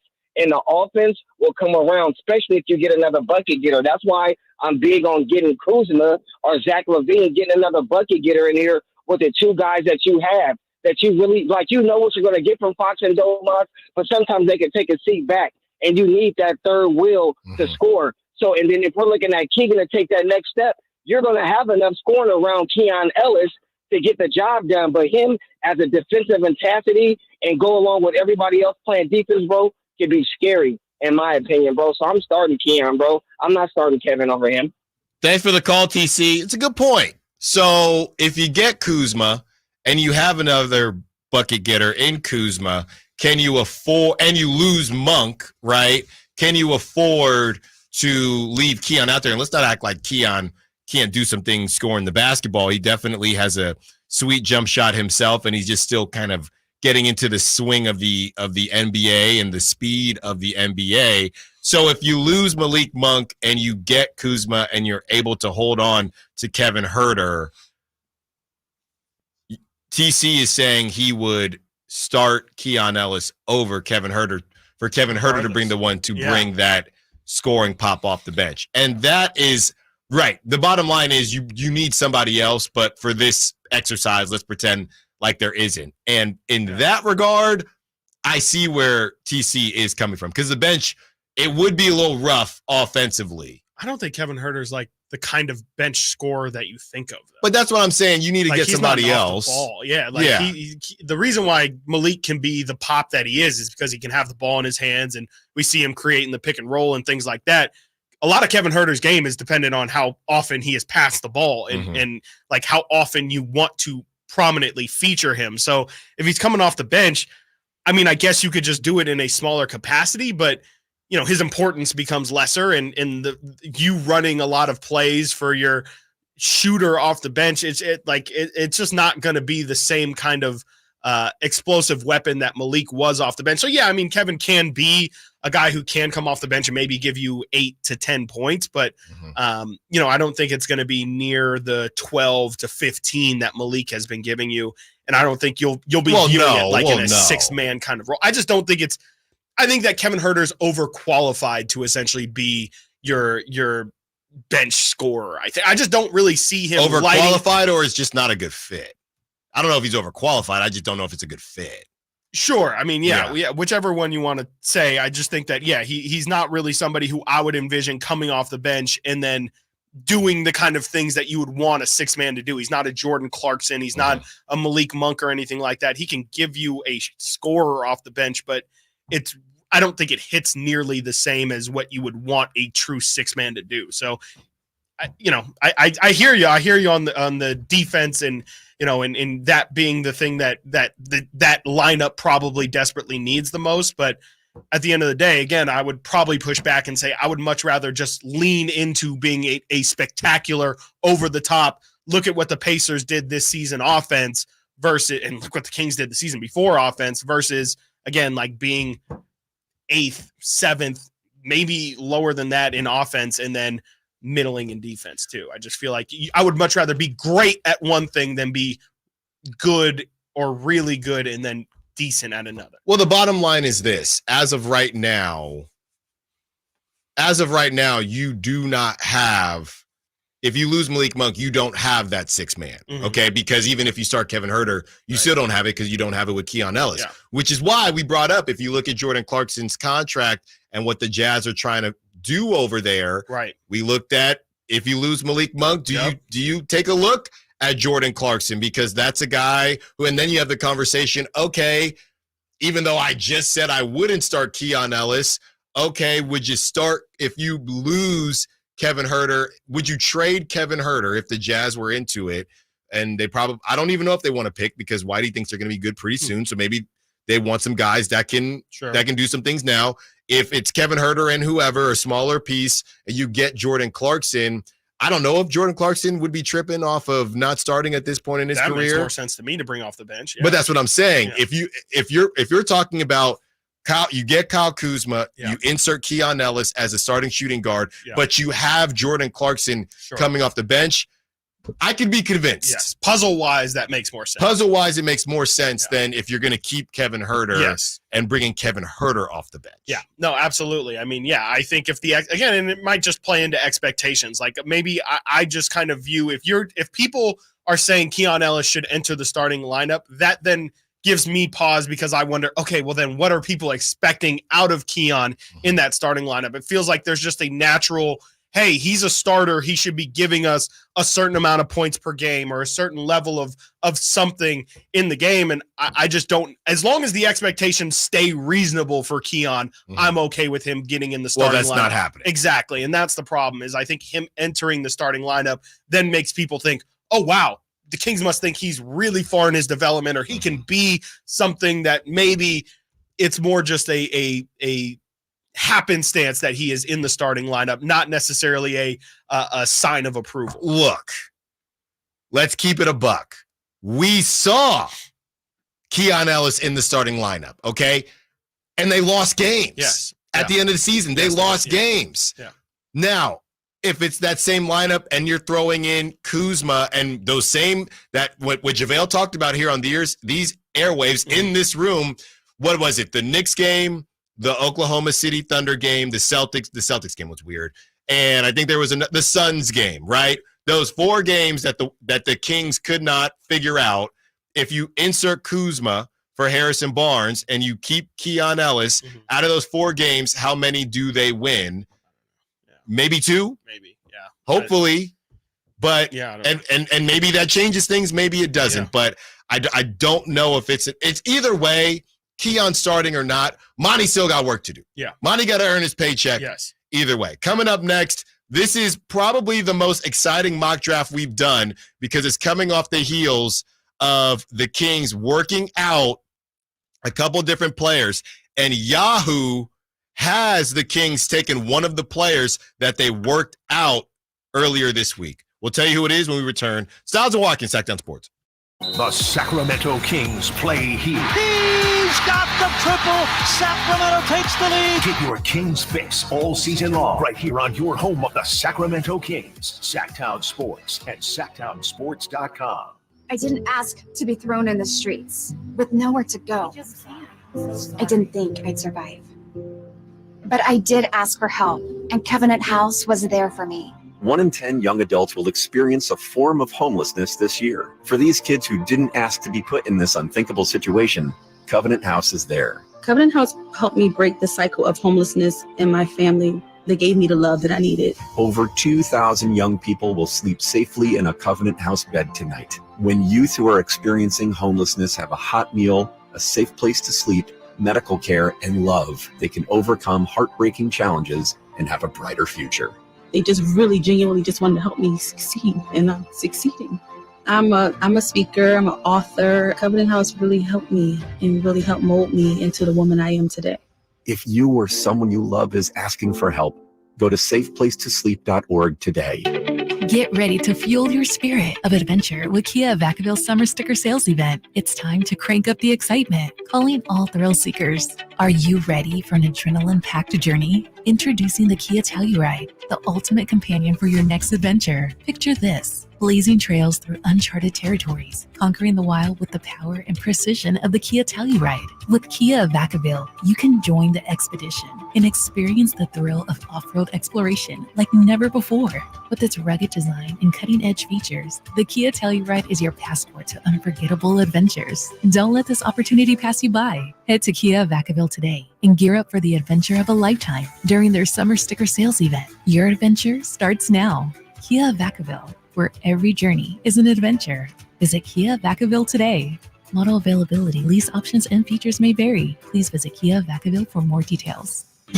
Only one radio program captures the excitement of hunting and fishing as it happens. The award-winning California Sportsman with Sep Hendrickson. Only California Sportsman takes you where the action is. Live on the water, live in the blind, and live with the top pros and experts in outdoor sports. California Sportsman with Fishing Hall of Famer Sep Hendrickson is your premier destination for all things outdoors. Sep's Saturday Morning Outdoors. Ultimate Bass and California Sportsman, 5 a.m. to 8 a.m. Saturdays on Sactown Sports 1140.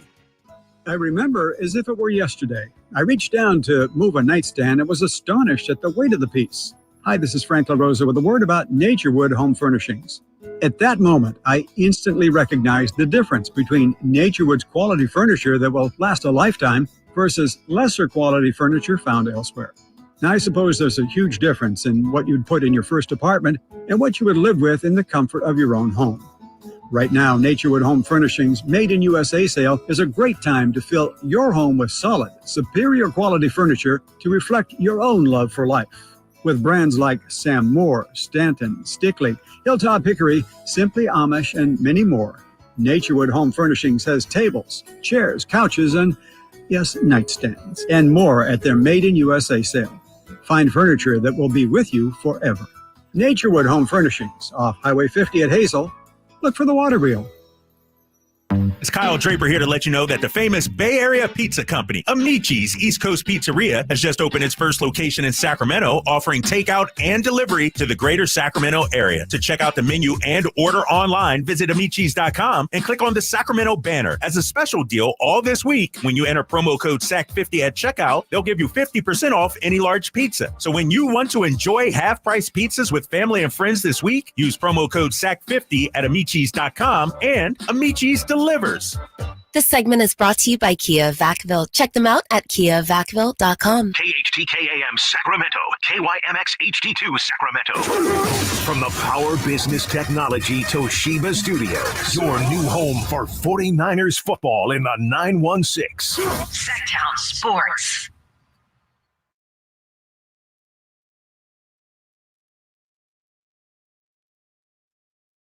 Subscribe to Sactown Sports on YouTube and watch the Carmichael Dave Show with Jason Ross, Stiles and Watkins, and the Drive Guys. Live Monday through Friday from 6 to 6. Plus view archive shows and exclusive content. Subscribe at youtube.com/Sactown Sports.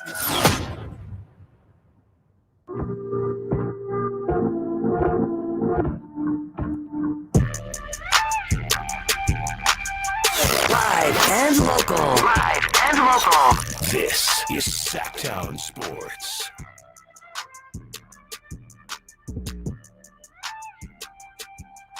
David Spade ticket giveaway in an hour, courtesy of Live Nation and, of course, Sactown Sports. For more information, visit SactownSports.com. He will be at Hard Rock Live on November 22nd. That is in an hour. All right, Chris, today's mock draft. It's a good one. It brings us to a good one. Yahoo.com. Shout out Yahoo.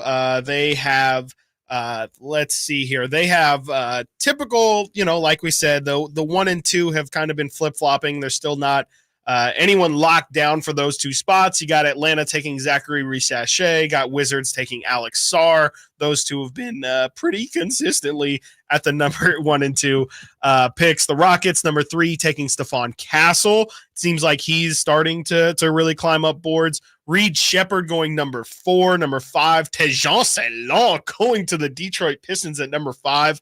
I think that's the highest we've seen him. Charlotte Hornets taking Matas Buzelis. Or Matas Buzelis, I should say. Portland Trailblazers, again, I'm telling you, the more and more I see the Blazers in mock drafts, the more I see them connected to Donovan Clingan out of Utah. The San Antonio Spurs taking Ron Holland at number 8. Number 9, Dalton Connect going to Memphis. Number 10, Rob Dillingham going to Utah. Number 11, Nikola Topic going to the Chicago Bulls. That's the furthest I've seen him drop. I also just saw on my feed here that the official measurements of Nikola Topic were a lot more disappointing than what people had initially thought. He was listed as a 6'5" guard with a potential 7-foot wingspan, and they measured him in, I believe, at 6'5", but with a 6'7" wingspan. So there's a very, very large difference when you're talking about, especially somebody who doesn't necessarily have the athleticism to try and supplement those extra inches in wingspan. Definitely a really big hit to his draft stock. So I wouldn't be surprised if you see him start to fall more towards the Kings range. At number 12, OKC taking Cody Williams. Let's see here at 14, again, just to skip the Kings pick, we have Khalil Ware going to the Portland Trailblazers. That's, again, a name that continues to rise. A lot of Kings fans liking what they see out of Khalil Ware, a guy who could potentially stretch the floor and protect the rim. Definitely is somebody who I think the Kings are going to look at. Devin Carter going 15 to Miami. Jared McCain 16 to the Sixers. Someone who worked out for the Kings, Carlton Bub Carrington. Wow, his name is Carlton Carrington. What a name. Yeah. I see why he goes by Bub. Bub Carrington going to the Lakers at 17, Isaiah Collier to the Magic at 18, Jacoby Walter to the Raptors at 19, and Tristan da Silva. Wow, there is really like a clear tier right there where all of those guys we have seen mocked to the Kings at different points. And so that really just shows the how tight and how it might be team by team, positional need by positional need in terms of how the draft actually ends up going. And this mock draft at Yahoo has Zach Edey going number 30 to the Boston Celtics. That's definitely one of the lower projections I've seen. Now on to number 13 with the Sacramento Kings, where they have mocked, this is the first time we have seen this, a big upside swing in Keyshawn George, the 6'8", 200-pound freshman out of Miami.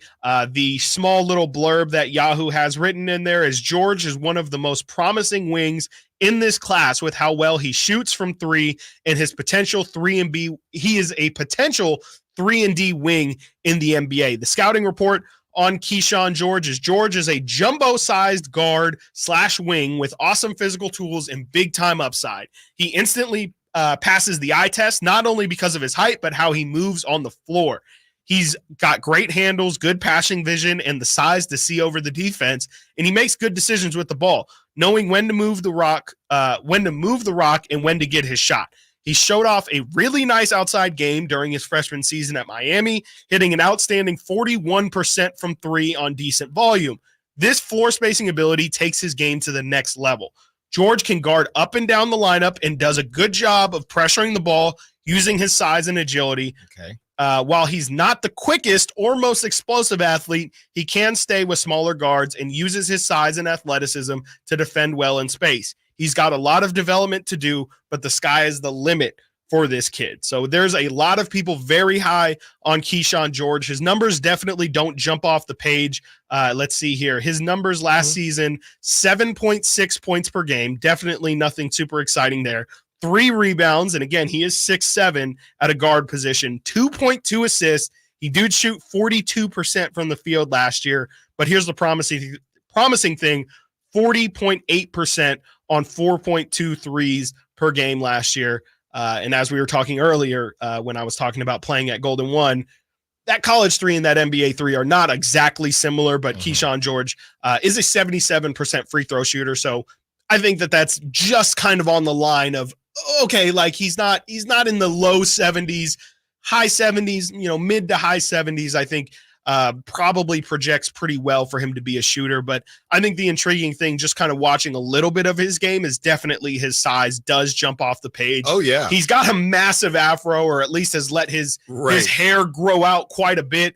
And so he looks really, really big. He is really smooth with the ball in his hands. Definitely is a natural ball handler. The 2.2 assists is pretty concerning. I would have liked him, especially with his ball handling ability, to have a little bit more play creation. But I could see where you would get excited about him. But it is definitely somebody who he's not going to be a super impact player in year one. It seems like year 2 or 3 is where you'll probably get an answer on him. And as we've talked in the past, I just don't know if that's necessarily a situation the Kings want to be in. Are there any player comps? I haven't seen any. And I don't know exactly what it would be, because his numbers are just so confusing. Yeah, I'm watching highlights and it's just him shooting. Yeah, and it was a lot of not even spot up shots, but yeah, just deep threes. And they don't call him a movement shooter, really. No, but that's what it looks like to me. I'm not seeing a lot of drives either, which I would kind of like for somebody who's that big at the guard position. I would like for him to be able to finish around the rim. But yeah, I am seeing a lot of jumpers, and just, it just seems like he's a really raw prospect. I think the thing that would make me excited is he just looks natural. He's from Switzerland. He looks really, really smooth out there. But that doesn't necessarily always translate into a score or into an NBA player. If I had to give one, and I don't really love it, because honestly, especially in college, he was really, really good, but could you maybe see like some Austin Reeves in here potentially? Like, I think maybe I'm not seeing him boogie enough. Yeah, like it's who they have. This is what I'm talking about now. This is what is getting really frustrating. Bleacher Report, you know who they have? You're gonna crack up. Who they have is a pro comp. Yeah. Can I get a hint? No, you're. He's on the Blazers. Is it a current player? Yes. Danilo Banton. Yes. Yes, absolutely. He was I can drafted, see that. but how is he a pro comp? comp? He got drafted in 2021. Yeah, we don't even know what he is. He's been somebody who's has flashes, but hasn't really been anything. I mean, he was on the Celtics. There should be a limit for pro comps. Yeah, it's really tough, because you either say this guy's going to be Chris Bosh, and it's like, okay, you're saying he's going to be a Hall of Famer, or he's going to be Danilo Banton, and it's like, well, I don't want to draft who were we talking about the other day who had the Harrison Barnes? I think it was Zachary Reese-Sachet. Yeah, had a Harrison Barnes comp, and it's like, okay, like with the number 1 pick, I don't necessarily think that's the direction I want to go. So yeah, player comps can be a little bit sticky, and I could see a little Danilo I'm just going to say Banton. I could see it in his game, because he's a lot more slender and is a ball handler who really does just take deep threes. NBA Draft.net has this one, makes more sense to me. Cam Johnson.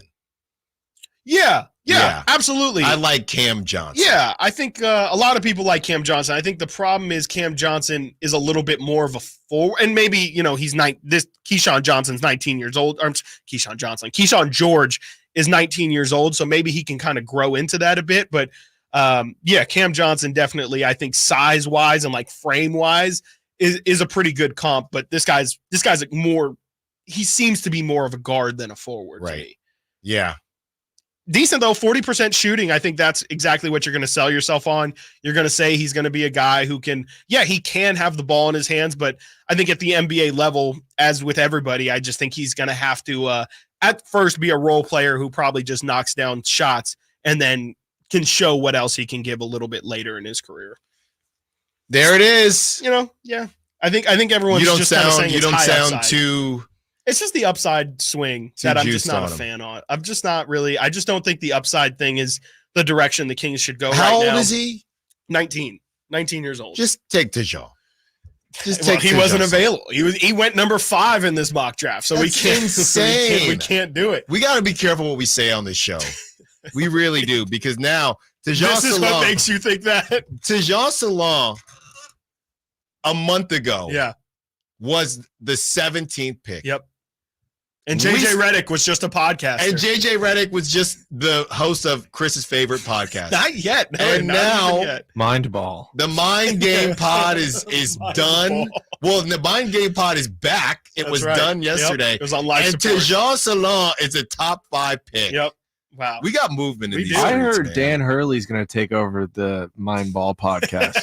Now that would be hilarious. Yes. Well, it only makes sense, Dan right? and Bob Hurley. Just do it. Dennis Youngblood, way to go, Stiles. That's from the Sac Chat. Hey, I'm sorry. That's all me. Can you maybe say like Steph is going to retire? Or Yeah, something right. To go Am I an oracle now? Please. Yeah, I think Steph, he's probably done soon. Yeah. Who are your sources, man?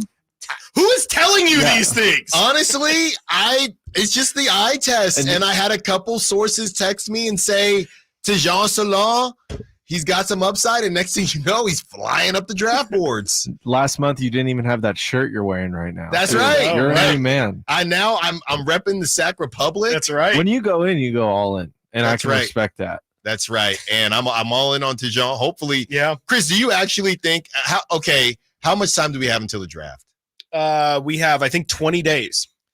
Okay. How much more fluctuation is going to happen? At what point should we actually be worried that Tejan is going to be gone? Tejan to be gone. Tejan est gone. I mean, it definitely. I mean, reading the tea leaves, it does seem like he'll probably be gone from the Kings spot with how things. I mean, yeah, like you said, he was at 17, and now we're seeing it anywhere as high as 5.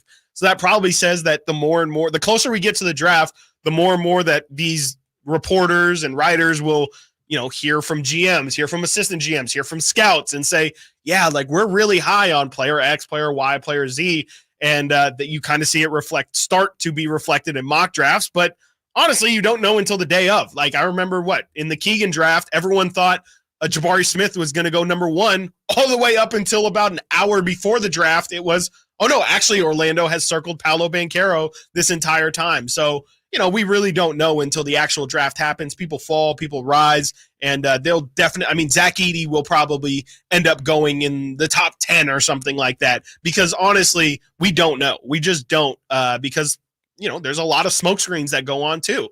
And I think, especially in a draft where there's so much fluctuation, I definitely think there's a lot of crazy things that can be said and a lot of crazy things that can be reported. If Tejan Salon goes top 5, does that mean I have the eye? Sure. You can say no. No. That is not what that means. Hold on. Before we get to the other side, D'Angelo Russell has eyeballs. just tweeted Oh my God. the eyeball emoji.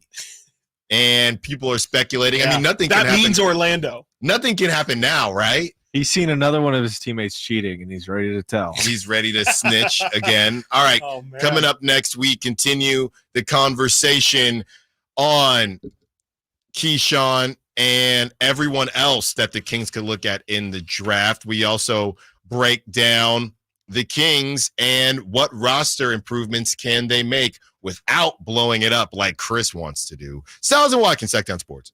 Subscribe to Sactown Sports on YouTube and watch the Carmichael Dave Show with Jason Ross, Stiles and Watkins, and the Drive Guys. Live Monday through Friday from 6 to 6. Plus view archive shows and exclusive content. Subscribe at youtube.com/Sactown Sports.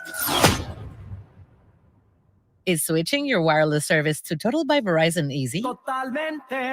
Now you can get 50% off any unlimited data phone plan. That's one line for only $25 a month, and you keep the phone you love. Hurry, this is a limited time offer. So find a store or switch suavemente at totalbyverizon.com.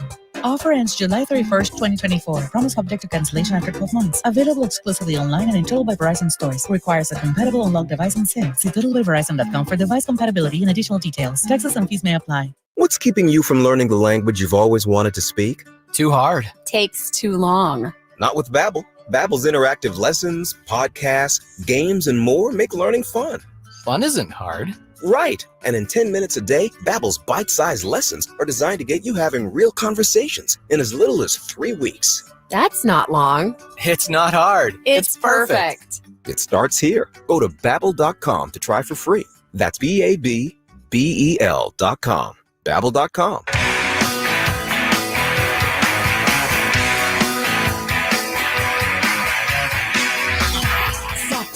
Sports. Check us out on YouTube. Search Sactown Sports and subscribe.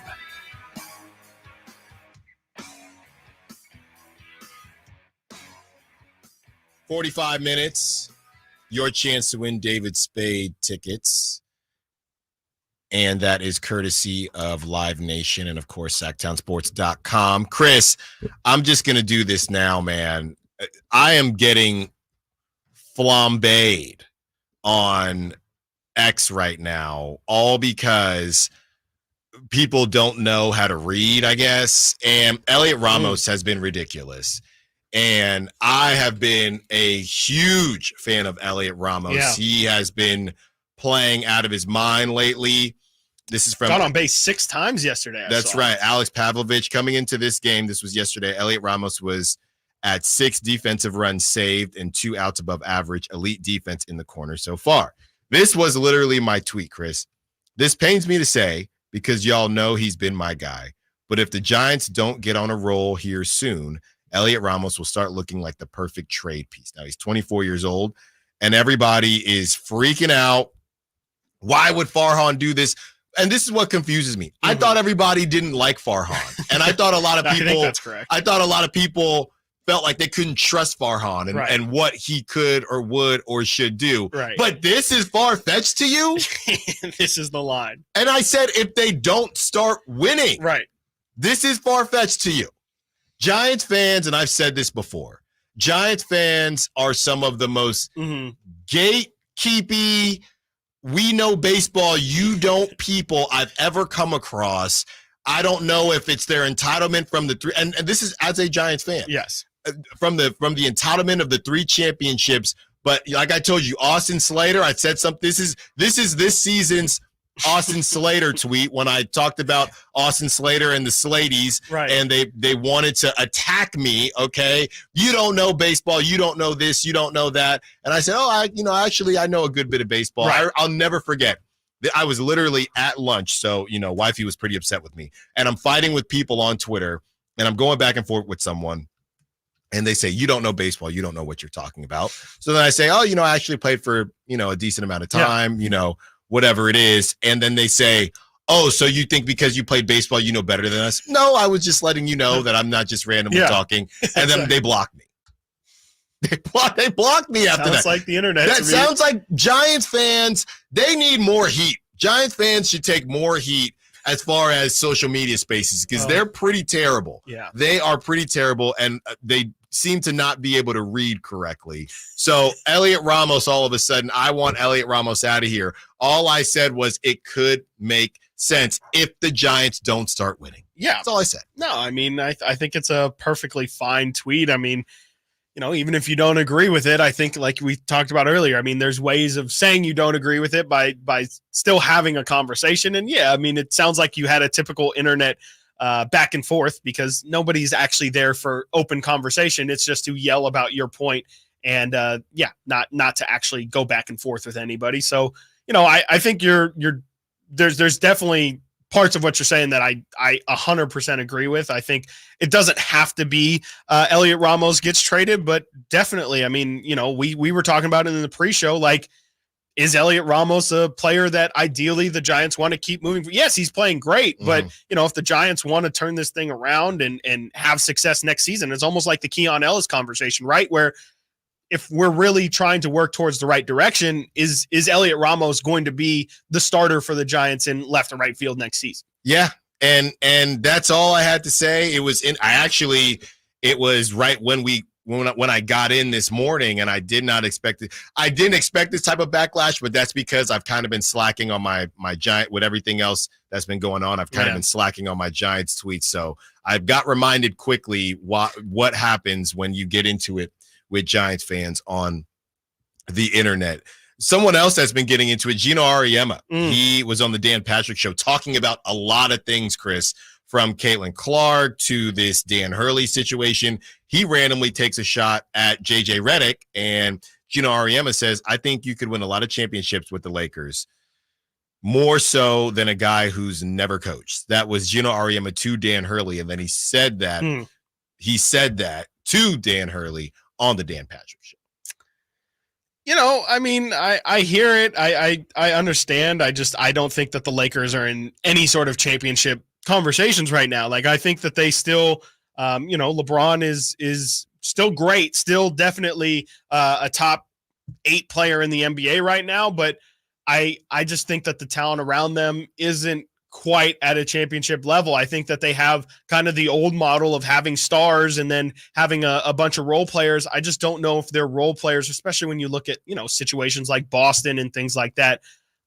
I guess maybe if you look at the Dallas side, you can maybe argue that Braun and AD are close to where Luka and Kyrie are as a tandem. And, the rest of their guys, the Dallas that is, are maybe close to that the Lakers have. But I just don't see it, man. Like, I just think that the West is too talented. I think LeBron at age 40, it's tough to ask him to be great every single playoff game for 3 months. And I just don't know if his body can hold up on like that anymore. And I just feel like the Lakers championship window is closed. Like, I don't – and maybe in the future, maybe, obviously Dan Hurley will hopefully be there, not from the Kings side, but the Lakers are hoping he'll be there past LeBron's tenure as well. Maybe you could maximize the AD window, but honestly, I just feel like the Lakers, they got their bubble championship, absolutely, and they made the conference finals last year, but they also got swept by Denver. So how close were they actually?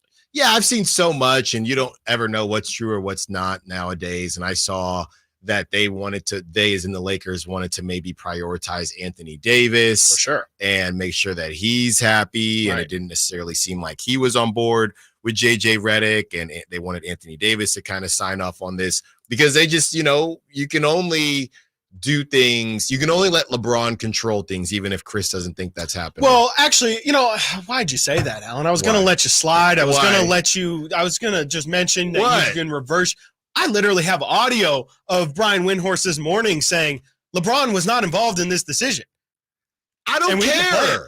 I don't care about the audio. What does that audio mean to me?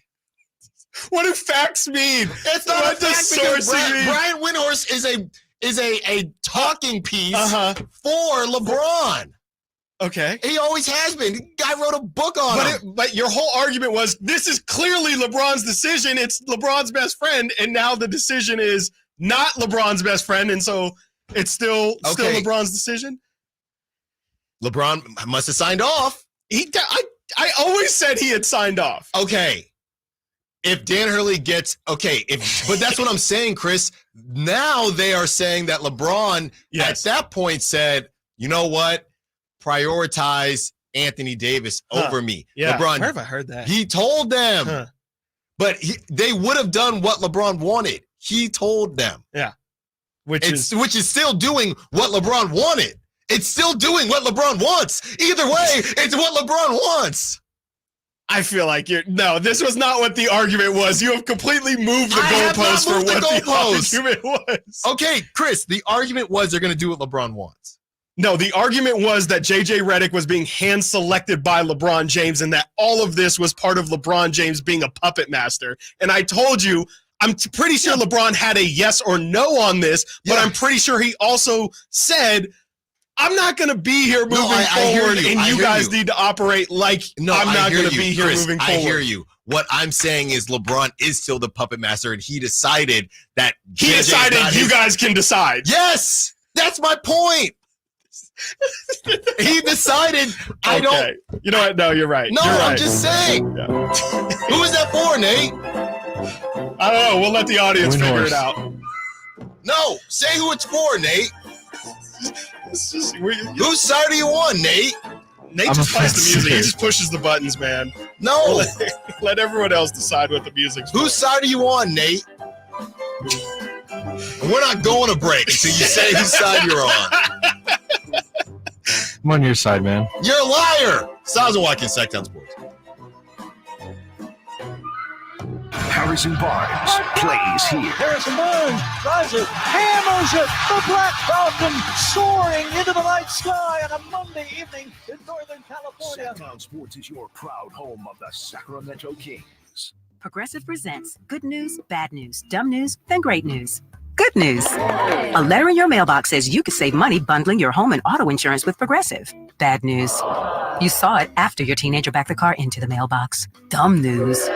A new mailbox, basically a box on a stick, costs up to $400. Great news. You decide to see if you could save money bundling at Progressive.com and go with paperless mail instead. Progressive Casualty Insurance Company affiliates and other insurers not available in all states. Pro Paint Days are back at Lowe's. Save $40 on select 5-gallon HGTV Home by Sherwin-Williams paint, like Weather Shield, Showcase, or ceiling paint. Plus, save $10 on drywall PVA primer and get free same-day delivery to the job site when you order by 2 p.m. Lowe's knows paint. Lowe's knows pros. Offers valid through 6/14. Delivery by 8 p.m. Subject to driver availability. Additional terms apply. See Lowe's.com/same-day delivery for details. Sacramento, Dirk Bentley is coming to town. Hey y'all, this is Dirk Bentley. Saturday, September 28th at Heart Health Park at Cal Expo for Country in the Park 2. And he's bringing some friends. This is Fondly. Take my hand, let me make you mine. It's Dasha, Kelsey Hart, and more. Saturday, September 28th at Heart Health Park at Cal Expo. Get your tickets before they sell out at CITPFest.com. Brought to you by Hyatt Vacation Club and Xfinity. If you're in the market for a new or used car right now, or if you just want to go see like what new technologies in the new cars nowadays, stop by and see my friends at Elk Grove Kia in the Elk Grove Auto Mall before you go anywhere else. As soon as you step onto the lot, you're going to feel like family. You're going to know why they have so many 5-star reviews at Elk Grove Kia and why they're the #1 Sacramento Kia dealer. Like, I love this 5-star review right here. Quote, I could not be happier. My husband surprised me with my new Telluride. I love it. The staff is friendly, kind, and conscious. Took their time to find the perfect car. Thank you guys for the hard work. Great job. I love my new Telly. There you go. That's just another satisfied customer at Elk Grove Kia. So in addition to all the 5-star reviews, the finance team at Elk Grove Kia has over 100 years combined experience. You know what that means? Financing for everyone. And we know going to the car dealership can be overwhelming, but come experience Elk Grove Kia. They go above and beyond to make sure this is an automotive adventure for you. Check out what's on special and what's on the lot today at elkgrovekia.com, or better yet, come see everything in person at Elk Grove Kia in the Elk Grove Auto Mall. Dawn or dusk, I'm on the hunt. Skeeter here, Sacramento Yellow Mosquito and Vector Control District, and I'm wearing Skeeter Vision, night vision goggles that light up skeeters at dawn or dusk like the 4th of July. Mosquito, 12 o'clock.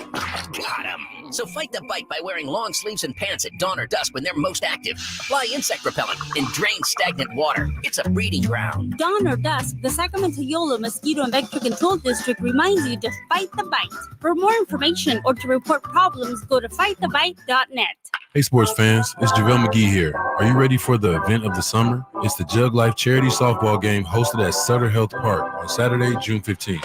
Join me and all my celebrity friends for the #1 event of the summer as our incredible community comes together for a cause that counts. The Jug Life Charity Softball Game isn't just about softball. It's about giving back. All proceeds go to the water education programs and providing clean water to communities in need. Thanks to your support, our team with Jug Life is making a real difference, bringing hope and health to those who need it the most. Bring your family and friends for a day you won't forget.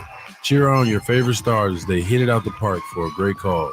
Come celebrate Father's Day weekend at the Jug Life Charity Softball Game that's happening on Saturday, June 15th. Don't miss out. Get your tickets now at juglifewater.com. That's juglifewater.com. Join us, have fun, and make a difference.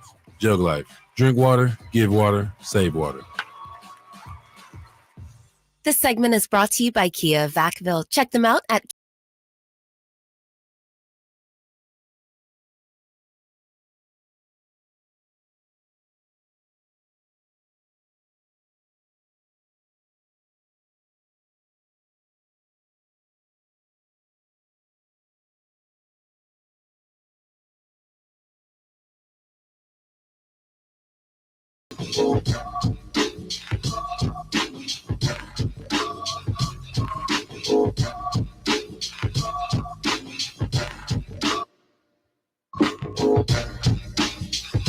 in this than just that. That's what LeBron message that he gave to the Lakers when they discussed this opening.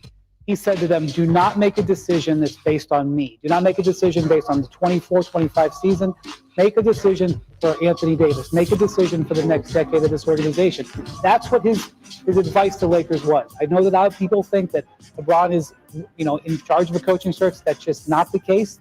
That's the message that he gave. This type of hire would follow that. It would be something LeBron would be comfortable with. Also, we know that LeBron has a respect for Dan Hurley. He has said so publicly to tens of millions of people on his social media very recently. The other thing is, this is important to understand. This is a bit of a perfect storm. Not only in what Woj described, the challenges in the college game. The Lakers don't have a huge amount of candidates here. They were going to have to make a risk hire. They got to take somebody without experience in the NBA level or somebody who maybe isn't maybe the perfect fit. If you're going to make a risk, make the reward go high. And this type of move is a high risk, high reward type of situation. After listening to that audio and cooling off during the break, yeah, I think I'm willing to say that in a crazy way, we were both right. That's what losers say. I hate to say it. I really do. Sure you do. But we were both right. You know what? You're right, Alan. You're right. I think we are both right. The 5-3-0. No, I'm just going to let the court of public. No, the 5-3-0. They both, Lakers and LeBron, have mixed privileges. They both have to agree, it seems like. Lakers were allowed to say no, and LeBron was allowed to say no. But my thing is that that's not unique to LeBron. Like, there's this whole narrative that LeBron is, again, like puppet mastering this whole thing. And I'm not saying he doesn't have impact in the decision. It would be the dumbest thing ever to just make a decision and then not run it by LeBron. But I hear you. That I'm sure the Mavericks asked Luka, how do you feel about Jason Kidd? Sure. I don't think that means that Luka Doncic controls every element of the organization. Yeah. You know, I don't know. We can agree to disagree. Sure. Why not? Can we turn it into Braun is doing this for Bronny? Maybe he was like, this is the best coach for Bronny. Maybe. There we go. I think I'm into that. There we go. He's I need somebody who has a proven track record of developing. Well, is he going to be coaching G League? Maybe that's where Bobby Hurley will be. That'd be great. Dan and Bobby coaching the Lakers, and just bringing them back to mediocrity. Mm-hmm. Well, hey, Olympics are around the corner. Oh, I can't wait. I cannot. And you wait. are really excited for this one. I love the Olympics. You love Jimmer Fredette. Let's not put that out there. Let's definitely not put that out there. That's not true. That is just not true. Well, I was never a fan. Well, Jimmer, you're a fan of him on this 3-on-3 team. Sure. Hey, man, you got that USA across the chest. I'll root for you. But, it's, Jimmer, I think today they announced the official three, what do they call it? I think they literally call it 3x3, not 3-on-3. Okay. I believe it's called 3x3 basketball for the Paris 24 Olympics. Jimmer Fredette, Dylan Travis, who I believe, if I'm not mistaken, was on LeBron's high school team. Kareem Maddox, did LeBron impact the NBA men's 3-on-3 team? Listen at 11:30. I don't know. Why don't you check the mind game? Kareem Maddox and Canyon Berry in 2022. They are the official 3v3 3x3 team for the men's side, and on the women's side, you have Cameron Brink, you have Haley Van Lith, you have Ryan Howard, and you also have Serena Burdick. The women I know won the gold medal last time. I'm not sure if the men took home gold in the 3-on-3 at the Tokyo. Oh no, after missing out on the Tokyo Games, the US will have a men's 3x3 team at the Olympics for the first time. The team demonstrated its clear potential to contend for gold. I believe they won the FIBA World Tour circuit in 2023. They won gold at the Pan American Games as well. I like this. I like 3-on-3 basketball in the Olympics. I know they've added a couple extra things. I think at the last Olympics, they added skateboarding and breakdancing and interesting sports like that. So why not do a different version of 3-on-3? Maybe if football really does take off as a global sport, you can add 7-on-7s to the Olympics as well. I'm all for it. I probably will only watch 1 or 2 games of this, but I'm actually a pretty big fan of the 3-on-3 format. I like the fact that you just check up ball. It's really fast paced, really flowy, and I think Jimmer is like a really perfect player for it. We've obviously seen him light it up in the past, and he's like the king of Chinese basketball league. So he's a really, really good. He's probably going to be the best player that's in these 3-on-3 games. So I'm excited. Are you more excited for the women's? Probably the men's side. I think the women are going to much be like the women's Olympic, the women's normal women's national basketball team, and they're probably just going to run it. I mean, Cam Brink, no one is going to have anyone as good as Cam Brink, and Haley Van Lith is pretty decent as well. Ryan Howard's a really, really solid player too. No, I mean, I feel like that's just going to be utter domination. So probably won't get as much entertainment from that. But if you just want to see USA clear a gold medal, then sure, go ahead and watch that too. And speaking of the Olympics, former NBA player Chase Budinger is set to make his debut at the Olympics later this year. The 36-year-old has earned a spot on the U.S. beach volleyball team alongside partner Miles Evans. And, you know, I always think about this, Chris, so I'm just going to have the conversation now. As we're still having conversation, I don't know if you saw Micah Parsons. I don't know what they're doing with Bleacher Report, but it seems like the best gig ever with him and CJ Stroud going around the world, flying them around. Yeah, to do sumo wrestling and a bunch of different things and just shoot the breeze. They're still doing podcasts and things like that. So most recently, as people are still having conversations about this NFL and NBA thing, I saw somebody was on the Pat Bev show and said that, I think it was a NFL player, and they said, I think that it really could, it really could happen as far as NBA players. And then you have Micah Parsons saying he thinks he could hit 200 in Major League Baseball. And I do find that to be a bit crazy. Insane. But now hear me on this. And Nate, when this comes out, when the Olympics actually start, and we can do this officially and blow out all the different events, right? Because I do think there are some random events that maybe if you solely focus on them and if you're pretty athletic, you could go to the Olympics. I guess what I'm saying is if you found the right niche, and I can't believe not how hard is it to go to the Olympics, but if you found a niche and only did that after the age of 13 or whatever, for sure. Could you find something that could get you out there? I have a name for you. Marquise Goodwin. He left, it might have even been the Niners, to go compete in the Olympics. So there's a crossover right there. There you kind go. of validates your point. All you have to do is be one of the fastest people in the country. What I'm saying, I'm saying not pro to pro. I'm saying, let's say a college Here he athlete. goes, changing the goalposts No, again. I'm not changing the goalposts. I'm saying. So you're saying from 12 on, you're like, I'm playing table tennis every day of my life, and I'm gonna see if that takes me to the Olympics. Like how many guys that maybe flamed out after their college career, college basketball, whatever, those athletes, if they focused on a different sport or what? I think it's too late at that point. Yeah. It's happened with MMA. Guys have moved over. Who, not a good guy, but Greg Hardy did some damage over in not just the UFC, but so I don't know. It feels like college is probably too late. College is too late. Yeah, like a Jedi. You can't start training too late. What? Yeah, like Katie Ledecky was winning gold medals in swimming before as she was like a freshman at Cal. So okay, I have them here. I know like Tim Duncan started basketball at 17 or senior year of high school. I have this here. All right. This is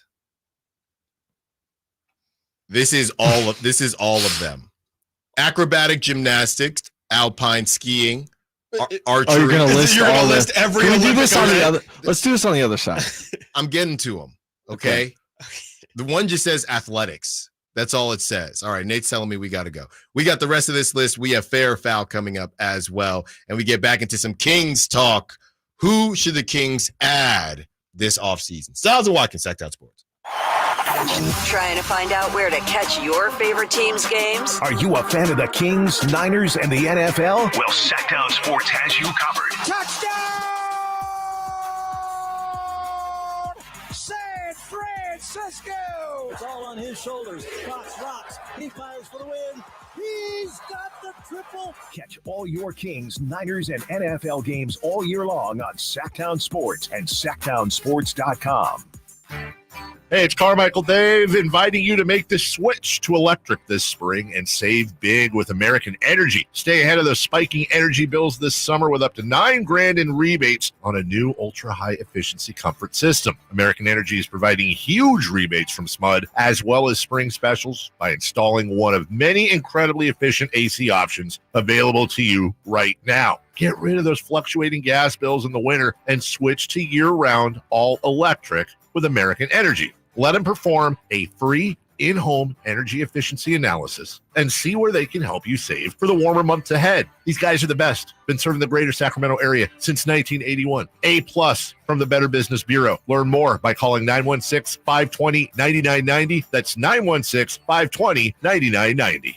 Call 916-520-9990 now. Do you have unfiled tax returns or being threatened by the IRS that your wages are about to be garnished or bank accounts are going to be levied? You need an ally. Allies Tax Relief has professionals ready to fight for you. Their enrolled agents, tax attorneys, and CPAs have saved millions of dollars for taxpayers just like you. They won't just resolve your tax problems. They'll most importantly protect your wages, bank accounts, and all your assets from being taken by the IRS. Call for a free consultation. 800-230-5174. 800-230-5174 or go to alliestaxrelief.com. The news on vapes talks a lot about the technology and teen use, but parents need to know more about the dangers of nicotine. So know this. 1. Nicotine is a poison that can rewire teens' brains. 2. It can increase mood swings. 3. It can limit attention and learning. So even when it comes in new tech, nicotine is brain poison. Go to undo.org for more. At Ashton & Price, we get injury victims to yes. Experience, yes. Ashton & Price has been around for over 25 years. No more insurance companies? Yes. Our clients focus on getting better and we handle all the rest. Results? Yes. We've collected over $100 million for injury victims. No fee until we win? Yes. Our clients pay nothing until we win. Ashton & Price, the best at getting to yes. Remember, for the best advice, don't think twice. Call Ashton & Price. Brooks and Dunn, Reboot 2024 Tour. I'll play something country. The best-selling duo of all time, live. With David Lee Murphy. A little dust on the bike. Saturday, June 8th, Toyota Amphitheater. Turn around, go to town, do scoot boogie. On sale now at livenation.com. Brooks and Dunn Live, part of the Hard Rock Sacramento Concert Series. Save on rows and rows of new Hondas during our giant summer sale at Folsom Lake Honda, your one-stop Honda shop. Hurry in and save on our best selection of new Hondas. Each is priced to sell now. Folsom Lake Honda is your one-stop Honda shop for great pricing on a giant selection of new CRVs, HRVs, Ridgeline, Civics, and Accords with low finance and lease options. Get to Folsom Lake Honda or go to folsomlakehonda.com. Folsom Lake Honda, yeah, your one-stop Honda shop. Father's Day at Hagen Oaks is sure to bring a smile to the men in your life. From shoes to shirts, from golf balls to golf bags, and from drivers to divot repair tools, Hagen Oaks has all this and so much more, including gift certificates for the father who has it all. Let Hagen Oaks Golf Super Shop be your one-stop for all your Father's Day needs. You'll even find the wildly popular Golf and Guitars concert tickets on sale. It's the Hagen Oaks Golf Super Shop, Fulton Avenue at Cap City Freeway, or hagenoaks.com.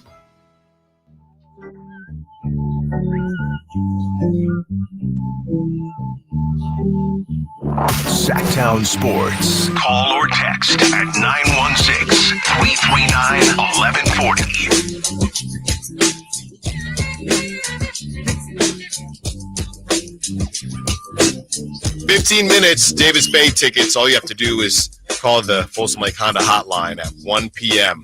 916-339-1140. If you want a chance to win those tickets, Nate will pick the winner.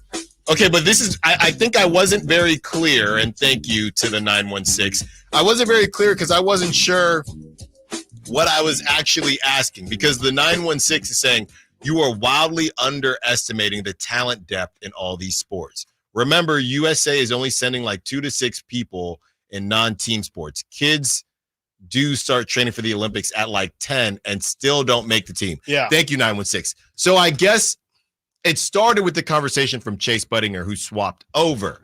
I guess the other thing, you could talk about the switching over conversation, but then you can also have the conversation of a D1 athlete that ended up flaming out in basketball or whatever, if they focused on one of these sports instead, do you think that they could have been in the Olympics? Putting that athleticism towards a specific... Because they already have the physical attributes. That's what I'm saying. So taking the physical attributes of Russell Westbrook and applying it to... Handball. Sure. Okay. Well, no, but not Russell Westbrook because he's in the NBA. No, just so if you took him at 12, Russell Westbrook, and then you started training him at 12 for handball, would he be professional? Yes. I don't think so. That's the argument, right? No. But I'm arguing, I guess, people that didn't make it to the mountaintop of the sports. I think it's too late then. So, like, they're 2 years into college. Bronny James. It's Bronny James right now. If he made the switch right now to...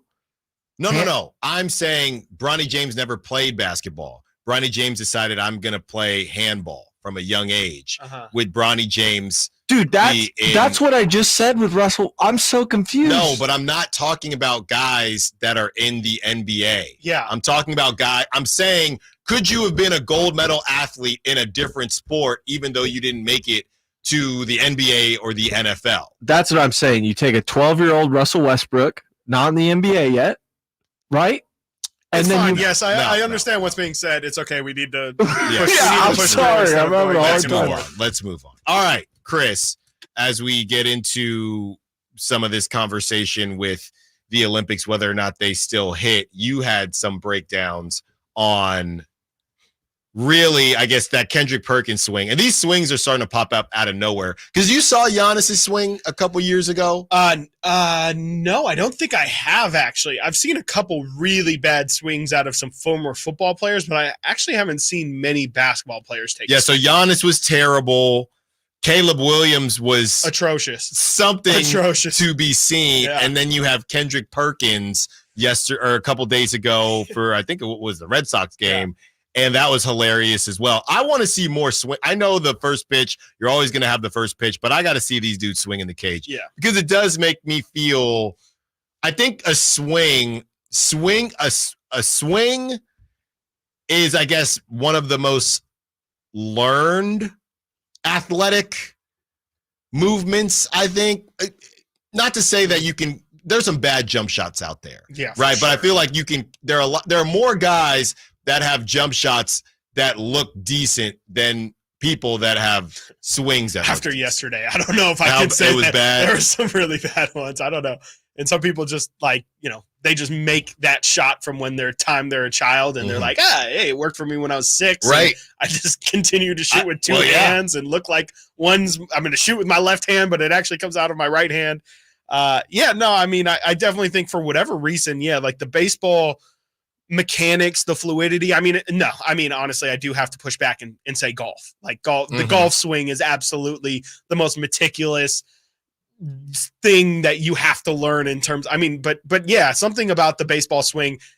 I guess maybe because I played baseball when I was a kid and did play a lot of baseball. Don't a lot of kids play baseball as a kid? That's what you would think. But I guess I don't know. That I can only speak from my own. Like I was not your level of baseball player.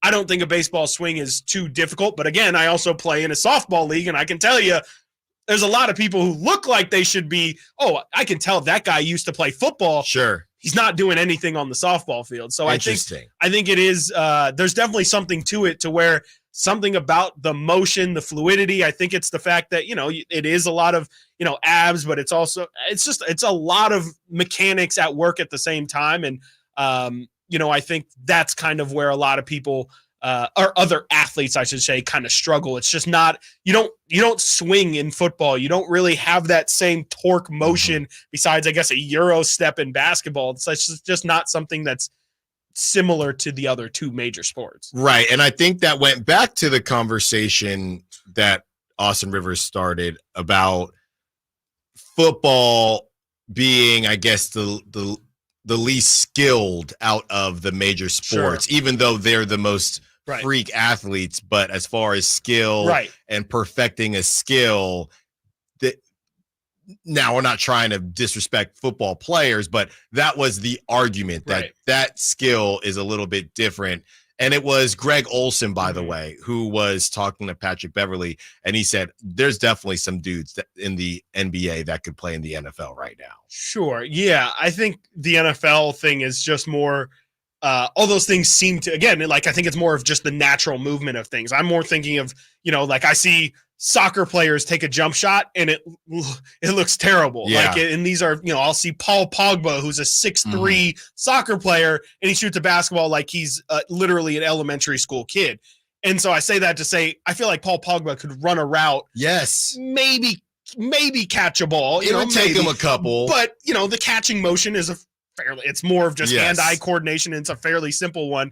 That's where I think the football argument starts to kind of be lost. Is I think it's more of just like, you're running. There is skill in dropping your hips and running routes. And, if you're a lineman, the footwork and the pad work, absolutely. Those are skills that you have to learn, but it's not an unnatural motion. It's not a very specific, there is specific technique, especially with line blocking and things like that, but it's not a golf swing. It's not really the specifics of a pitch mechanic. And I would say it's probably not even that of a jump shot. So, I think that there's something there. And I think if you ask any of these different sport athletes, they'll all tell you probably that you can't do my sport. Well, yeah, I think there's a pride that goes along. I think the list goes, or I think how it would go is, what sport do people look the worst at if they don't know what they're doing? If they don't know what they're doing. And for me, based on what I've seen,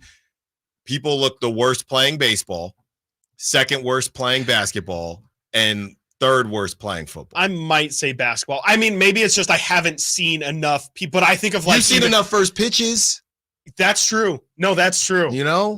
That's not wrong, and that's just throw. Like just that's throw just the ball. Throwing. That's not swing. That's like about as simple. That's just a game of catch. Yeah, and that's they ruin that every single time. I just more think of.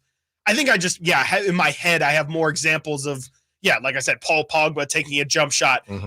Nate, I'm sure you've seen Khabib play his special basketball where they don't dribble and they just pass and they tackle each other and things like that, and it looks terrible. But I mean, I think baseball definitely has a ton of, small mechanical things that make it really tough for it looks easy. It looks like it's simple and fun and easy, but there is a lot that goes into it. I don't know if I would put it at number one, but I guess, when you think about, especially the percentages of people getting hits and all that stuff, and even longevity of the good players. Like we talk about all the time, how hard it is for even the guys at the top of the sport to stay at the top of the sport for a long period of time. Russell Westbrook has been varying levels of a star, but has still been a massive impact player for 12 to 13 years. We were talking about, I think, Alex Bregman the other day. Fell off. You can just go from literal MVP candidate to, he's washed, and Bregman's not even 30. So no. I think that definitely is in favor of baseball as well, that you lose just a little bit of torque, you lose a little bit of something, and you go from, a really high level player to, I don't know if he'll ever be able to get it back. Yeah. I mean, look at our boy Javi Baez. I'm not super familiar with what's going on over in Detroit, but that dude literally cannot play right now. Yeah, I mean, he just swung at a pitch right now, and I have no clue if he's even playing or not, but he probably swung at a pitch. I think the argument is from the 5-3-0, if your hands aren't placed perfectly, you won't catch a football. Yeah. And while doing it, running a route, it's harder than you say. I'm not saying it's not, but I'm saying that person that probably can't do that definitely can't swing a baseball bat, catch a baseball, or probably take a jump shot. But I think they would learn that one first. And I'm obviously biased, but when you watch your high school baseball buddies, most of the time when they play other sports, they look decent. They don't look as bad as when your basketball buddy goes to throw a baseball or your football buddy goes to throw a baseball. So now again, they're more, that's not to say I'm not saying that baseball players are more athletic. Yeah, no, I'm just saying that when you learn that skill, other skills seem a little bit easier. Sure. Yeah, and I think again, I'm going to use golf as the counter. Maybe it's just baseball and golf are more similar coordinations than everything else. Because, you could say the same exact thing about golf. Like, you could have Mookie Betts or the most fluid Justin Jefferson. Mookie probably got a good swing. He's probably got a great swing. Mookie can do everything. Probably Mookie can dunk at 5'9". Probably shoots a 70 right now. Yeah. But you'll see a lot of ugly. Malik Monk can be the most natural basketball player you've ever seen, but he picks up a club and he can't, he's hitting it left and right and can't hit it straight to save his life. And now, he obviously has fallen in love. But I think it's just a little bit more of a specific. There's just a lot more that can go wrong, it feels like, in the baseball mechanics. And also, to counter what the texts are saying there, I would say if we're just bringing in an alien and we're saying, hey, man, we have all these sports and you're just a piece of clay, it feels like potentially teaching him how to run a route and catch a football might be the easiest thing to have him pick basketball, up keep your elbow in on this jump shot, and you got to learn how to dribble. And in baseball, you got to get your elbow up and knob to the ball, just like I'm going to tell you. Then you got to catch the baseball with a glove on. So ultimately everybody's going to have different takes on it. That was fun. Let's get back into some Kings talk. We are going to rank NBA coaches. Where does Mike Brown land on your list? Stiles and Watkins, Sactown Sports. What's the missing piece for the 49ers? Which names will they add during free agency? Whether it's in season or off season, the coverage never stops. Get the latest 49ers news on Sactown Sports at Sactownsports.com. I didn't ask to be thrown in the streets with nowhere to go. I didn't think I'd survive. But I did ask for help, and Covenant House was there for me. 1 in 10 young adults will experience a form of homelessness this year. For these kids who didn't ask to be put in this unthinkable situation, Covenant House is there. Covenant House helped me break the cycle of homelessness in my family. They gave me the love that I needed. Over 2,000 young people will sleep safely in a Covenant House bed tonight. When youth who are experiencing homelessness have a hot meal, a safe place to sleep, medical care, and love, they can overcome heartbreaking challenges and have a brighter future. They just really genuinely just wanted to help me succeed, and I'm succeeding. I'm a speaker, I'm an author. Covenant House really helped me and really helped mold me into the woman I am today. If you or someone you love is asking for help, go to safeplacetosleep.org today. You go into your shower feeling, but as soon as you reach for the Irish Spring, your day immediately gets better.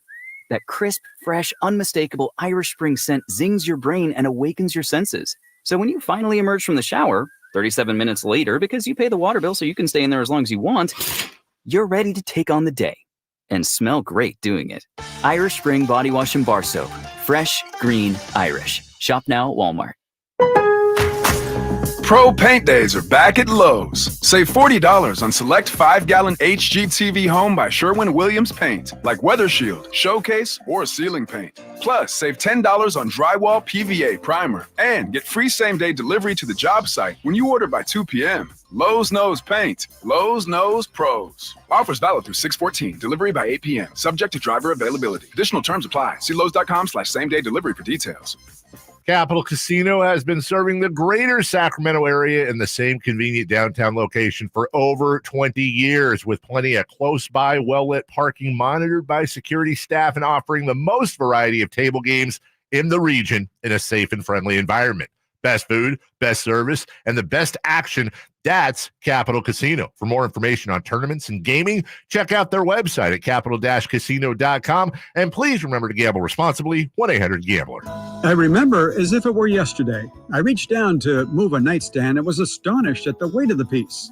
Hi, this is Frank LaRosa with a word about Naturewood Home Furnishings. At that moment, I instantly recognized the difference between Naturewood's quality furniture that will last a lifetime versus lesser quality furniture found elsewhere. Now, I suppose there's a huge difference in what you'd put in your first apartment and what you would live with in the comfort of your own home. Right now, Naturewood Home Furnishings Made in USA sale is a great time to fill your home with solid, superior quality furniture to reflect your own love for life. With brands like Sam Moore, Stanton, Stickley, Hilltop Hickory, Simply Amish, and many more, Naturewood Home Furnishings has tables, chairs, couches, and yes, nightstands, and more at their Made in USA sale. Find furniture that will be with you forever. Naturewood Home Furnishings off Highway 50 at Hazel. Look for the water wheel. Sacramento, get ready to rock, groove, and have a blast with the Sactown Sports live events calendar. We've got an unbeatable lineup of shows that you won't want to miss. First up, at Thunder Valley, June 12th, experience the legendary Daryl Hall and Elvis Costello. Then on June 14th, don't miss the incredible Maren Morris. And on June 22nd, don't miss NSYNC and Backstreet stars Joey Fatone and AJ McLean bringing back the hits. Plus, on June 28th, it's country legend Lee Brice lighting up the stage. All at Thunder Valley Casino Resort. And now here's your Live Nation lineup. On August 4th, don't miss the Outlaw Music Festival at Toyota Amphitheater featuring Willie Nelson, Bob Dylan, and John Mellencamp. On August 15th, catch Donny Osmond at Hard Rock Live Sacramento. Then, on August 22nd, Creed Fisher takes the stage at Ace of Spades. And on September 10th, enjoy the timeless sounds of the Doobie Brothers at Toyota Amphitheater. And stay tuned to Sactown Sports for exclusive updates and your chance to win tickets. Carmichael Dave here, reminding you this Father's Day, you can make your backyard the ultimate retreat with Amy's Outdoor Living, your grilling headquarters. See the new Red Hot barbecue brands Napoleon and Rectech. Napoleon grills, perfect gas, perfect infrared grilling, built to last. And those Rectech pellet grills, they're built like a tank and offer the #1 rated grilling app. Now, Amy also features Weber, Big Green Egg, and Traeger gas and pellet grills like I have, and the Gosney professional pizza ovens. Guys, I threw my old pizza oven out. I got the Gosney in my backyard. It is so awesome to do pizza at home with the family. Free setup and delivery on $3.99 and over purchases. Save 40% off selected in-stock patio furniture and umbrellas. Visit their clearance center in the Sacramento store for scratch and dent savings. Amy's Outdoor Living, El Camino near Watt, and inside Amy Ace Hardware in the El Dorado Town Center. KHTKAM HD1 Sacramento, KYMX HD2 Sacramento. From the Power Business Technology Toshiba Studios. This is Sactown Sports.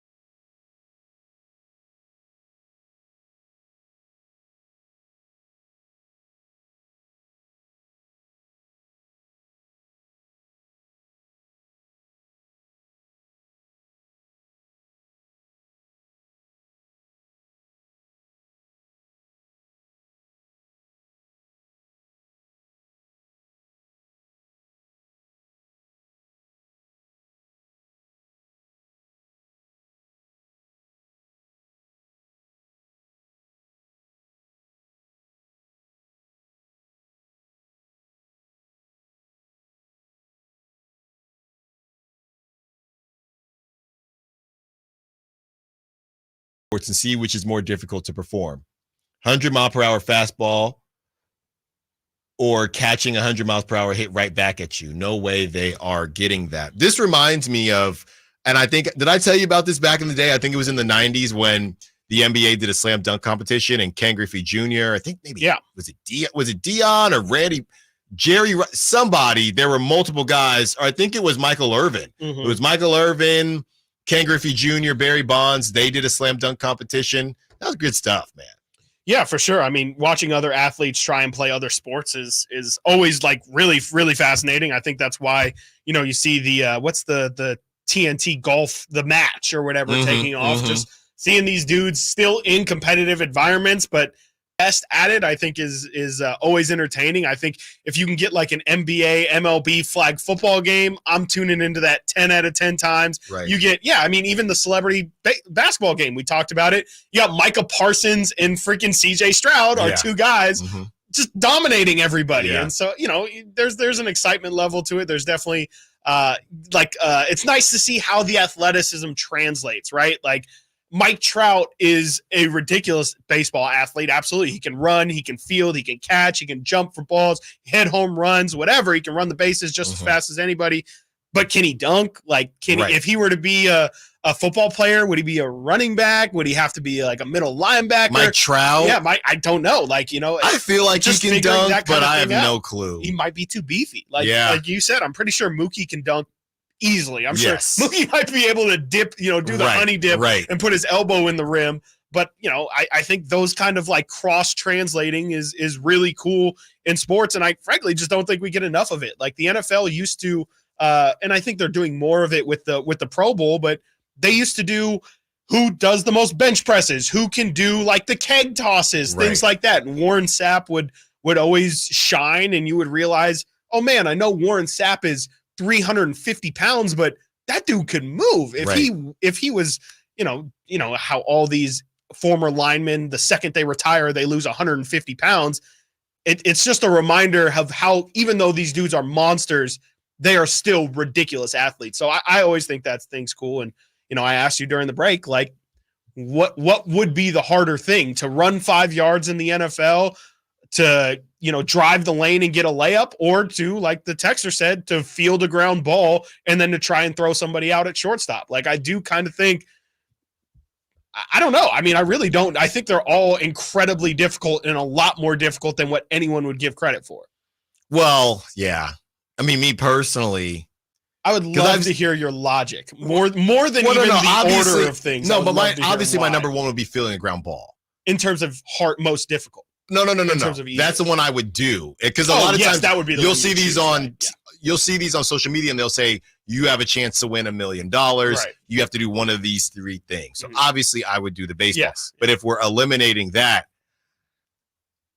it's tough because of the Achilles. But pre-Achilles, I can get you 5 yards.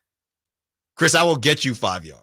I think people underestimate the speed that you have to get that 5 yards. Well, I'm not underestimating that I would get swatted in a heartbeat.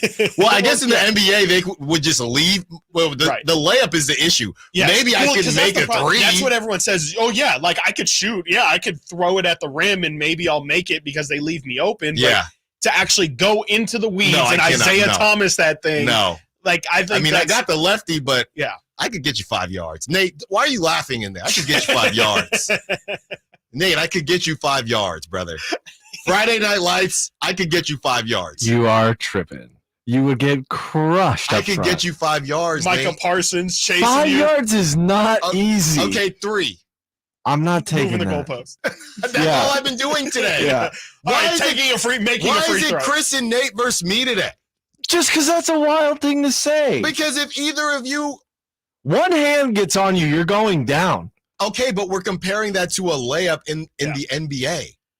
Oh man, that is so hard. I don't know if there's a right answer there. I got the angles. I got the English. Maybe it's the layup. Nah, they're gonna see it coming a mile away. Yeah, that's what I'm saying. 5 yards. I'd say positive yards. So anything over the line of scrimmage, I'm taking that over you getting a layup in the paint. I'm more thinking the line could help you get 2 to 3. That's right. Yes. And scheme. Can get you 2 scheme. to 3. Scheme. Now you love Shanahan's scheme. I've always loved Shanahan's scheme. Hit a hole and get through the hole. Yes. I mean, as long as I have better vision than Trent Richardson, I think I'll be okay. Basketball, obviously, the layup, the height is a very major hurdle. Well, it's not. Well, not just for you. Well, it's for major. Many humans out for 95% of the population. Just general height. When getting into the lane is already hard enough. Yeah. Once you're there, it's a prayer that you're just throwing at the rim. Yeah, it's not easy. I'd say I think the the football, ground ball you're is relying really more on other people, on other professionals. So I think the 5 yards is probably more likely. I'm than telling the you, I think the ground ball is tough. Let's man. call up Logan If Webb. we're talking some exit velo, like I'm saying, a ball's coming at you. I'm scooping that thing. 100 miles an hour, 90 something miles an hour. Not only do you have to scoop, not only do you have to size it up, Yeah, you gotta get throw your 'em out. glove down, and not be afraid of how quickly that ball's coming at you. You then have to make the throw, which I hear you. I know the shortstop or the third base to first base throw. It's no joke. I could do both. And those guys still got some closing speed too. I'm not saying you couldn't do it. If anybody's qualified to do it on this program, But it's they absolutely just you, looked up when I said the running back. Yeah, no, absolutely. Oh, yeah. The running back thing was like 5 yards is not easy. Are you taking a direct handoff up the middle? Or are you getting a pitch on the outside? Pitch on the outside is probably your best bet because you have maybe a blocker and a one-on-one with the corner. I think you got to. I'm more of an in between the tackle. Can you take a handoff? Yeah. In your chest? What are It's we not that talking easy. about? Okay. Full game speed. It's not that easy, man. But amongst the things that you're doing, that's probably the simplest. But I would hope If is I can't do receiving that, the then ball. that money is poof. Yeah. That money is gone. Well, the money is here for Coach Mike Brown, and we discuss where he ranks when it comes to NBA coaches. And a little bit later, Matt Mayoko was on Bay Area Radio, and what he had to say about Brandon Ayuk, not great news if you want to keep BA. We'll tell you what it is when we get back. Stiles and Watkins, Sactown Sports. Did you miss any part of our live local shows? Don't worry, you never have to miss them again. Check out SactownSports.com and search our podcast page and play our shows when you want. The Carmichael Dave Show with Jason Ross, Stiles and Watkins, and the Drive Guys. Plus, other podcasts like Return of the Empire, Return of the Roar, the Stingers Up podcast, and Golf to Go with Frank LaRosa. They're all available right now on SactownSports.com. Do you spend all day staring at screens? Whether it's your phone, computer, or television, too much screen time can have a serious impact on your eyes, causing eye strain, nearsightedness, fatigue, and even headaches. Now, protecting your eyes is easier than ever with new Nordics Blueberry Eye Supplements. Specifically formulated to improve eye health, new Nordics Blueberry Supplements not only protect your eyes, but help improve night vision as well as relieve and minimize eye fatigue and damage caused by digital devices. Only New Nordic uses wild Swedish blueberries because of their superior concentration of color pigments. These pigments are vital to eye function, macular health, and your overall vision. New Nordic's Blueberry Eye Supplements are Scandinavia's #1 selling natural eye formulas and have been for over 20 years. They are now available in America. Find them online at Amazon.com or NewNordicUSA.com or in stores at Meijer. Search Blueberry Eye Supplements on Amazon or go to NordicUSA.com.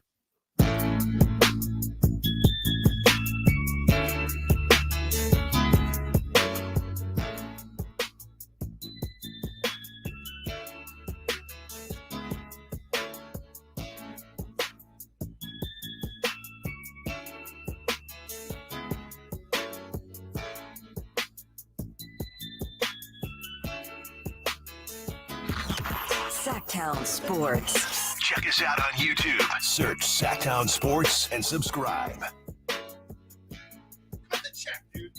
It's out. Brandon Nunez breaks down the prospects that the Kings hosted. We will get into that in a little bit. Still got Brandon Ayuk, but Chris wanted to have a conversation about Mike Brown and where he ranks as far as the other coaches. And this was from NBCSports.com. This was basically going into the city, I'm not going into the city today, going into the season. This was in November. And so the season was, just starting to heat up. Mm-hmm. They had Greg Popovich at 1, Mm-hmm. Eric Spoelstra at 2, Okay. Steve Kerr at 3, Okay. Michael Malone at 4, All right. Tyronn Lue at 5, Okay. Nick Nurse at 6, Frank Vogel at 7, Okay. Monty Williams at 8, Mike Brown at 9, Rick Carlisle at 10. So basically everyone that has a ring is in front. Top Mike 6, Brown. right? Yeah. If we look at it this way, Mike Brown is the second best coach that doesn't have a ring. And who they have is not Monty Williams. Right.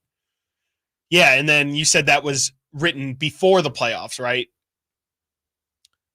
This was in November. Okay, yeah. So now you would assume they probably have Rick Carlisle over Mike Brown without the Indiana Pacers, and probably Jason Kidd probably gets a bump. Most likely. And that's the funny thing about coaching rankings too, is how much of it is just, oh yeah, you had recent, like Monty Williams, he's on that list because he had success in Phoenix. And then he has terrible year. He should in be Detroit, also, and it's yeah. like, So to that point, how much of it is just, yeah, your team was successful this season, and so you're a good coach. I would say if we're doing trending up or trending down, new Music Friday, like we talked about, coming out at 12 a.m. or 9 p.m. Pacific, you have Nick Nurse, who's probably trending down. Is it his fault that Embiid got hurt? No, it's not. But it doesn't matter. Right. Frank Vogel is out. He's just not an option anymore. So he's off the list completely. So he's off the list. And then I would say Frank Vogel and Monty Williams are probably cooked off this list. Yeah, probably. And then I would say Mike Brown, honestly, but he probably doesn't. No, I was going to say he probably weirdly doesn't move because Carlisle probably jumps him. Jason Kidd and Carlisle jump him to replace Frank Vogel and Monty. So he's probably still 9. He's probably still 9. Yeah, he's probably still 9 or 10. Unless Tom Thibodeau can move up and for the sure. Knicks. Yeah.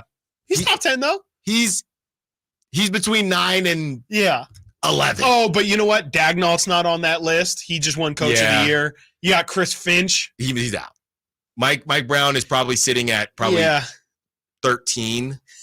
We're starting to get towards average is the problem. That's it. But again, how much of it is your actual what you are doing as a coach to elevate your team versus your team is just successful right now. You know, how much of it is like Joe Mazzulla's not on that list. So Joe Mazzulla isn't getting the credit for the Celtics success. Mike is probably 15. Yeah, but yet Chris Finch or Mark Dagnall gets all the success for gets all the credit for his team's success. So that's where I'm getting at with how much of this is ranked off of their coaching ability versus the coach or the team that you just so happen to coach is performing well, and so you're going to get the credit. And how do we draw the line? How do you make the Mazzulla line of no, this is all about talent and nothing about you? I think Mike Brown, in my heart of hearts, like I'm having him, and I know I was honestly kind of surprised when we had the more payment conversation. We talked about them in tiers. A lot of people didn't like that. I actually do like talking about the coaches in tiers because I think there is a clear line of, like these coaches that have won championships that are well established and are perennially in contenders versus these guys who are the Rick Carlisles. That I would put Jason Kidd, Nick Nurse, even though he's won a title, I think is kind of in that category as well. And I just think Mike Brown is in the middle and maybe more towards the back end of that second tier, which is a coach that I would want to have. I think as long as you don't have a coach that is actively pulling you down, I'm especially with where the Kings are at now, I think we can deal with the Mark Jackson to Steve Kerr thing later. I think at this moment, the Kings having a top 15 coach, I think is good enough.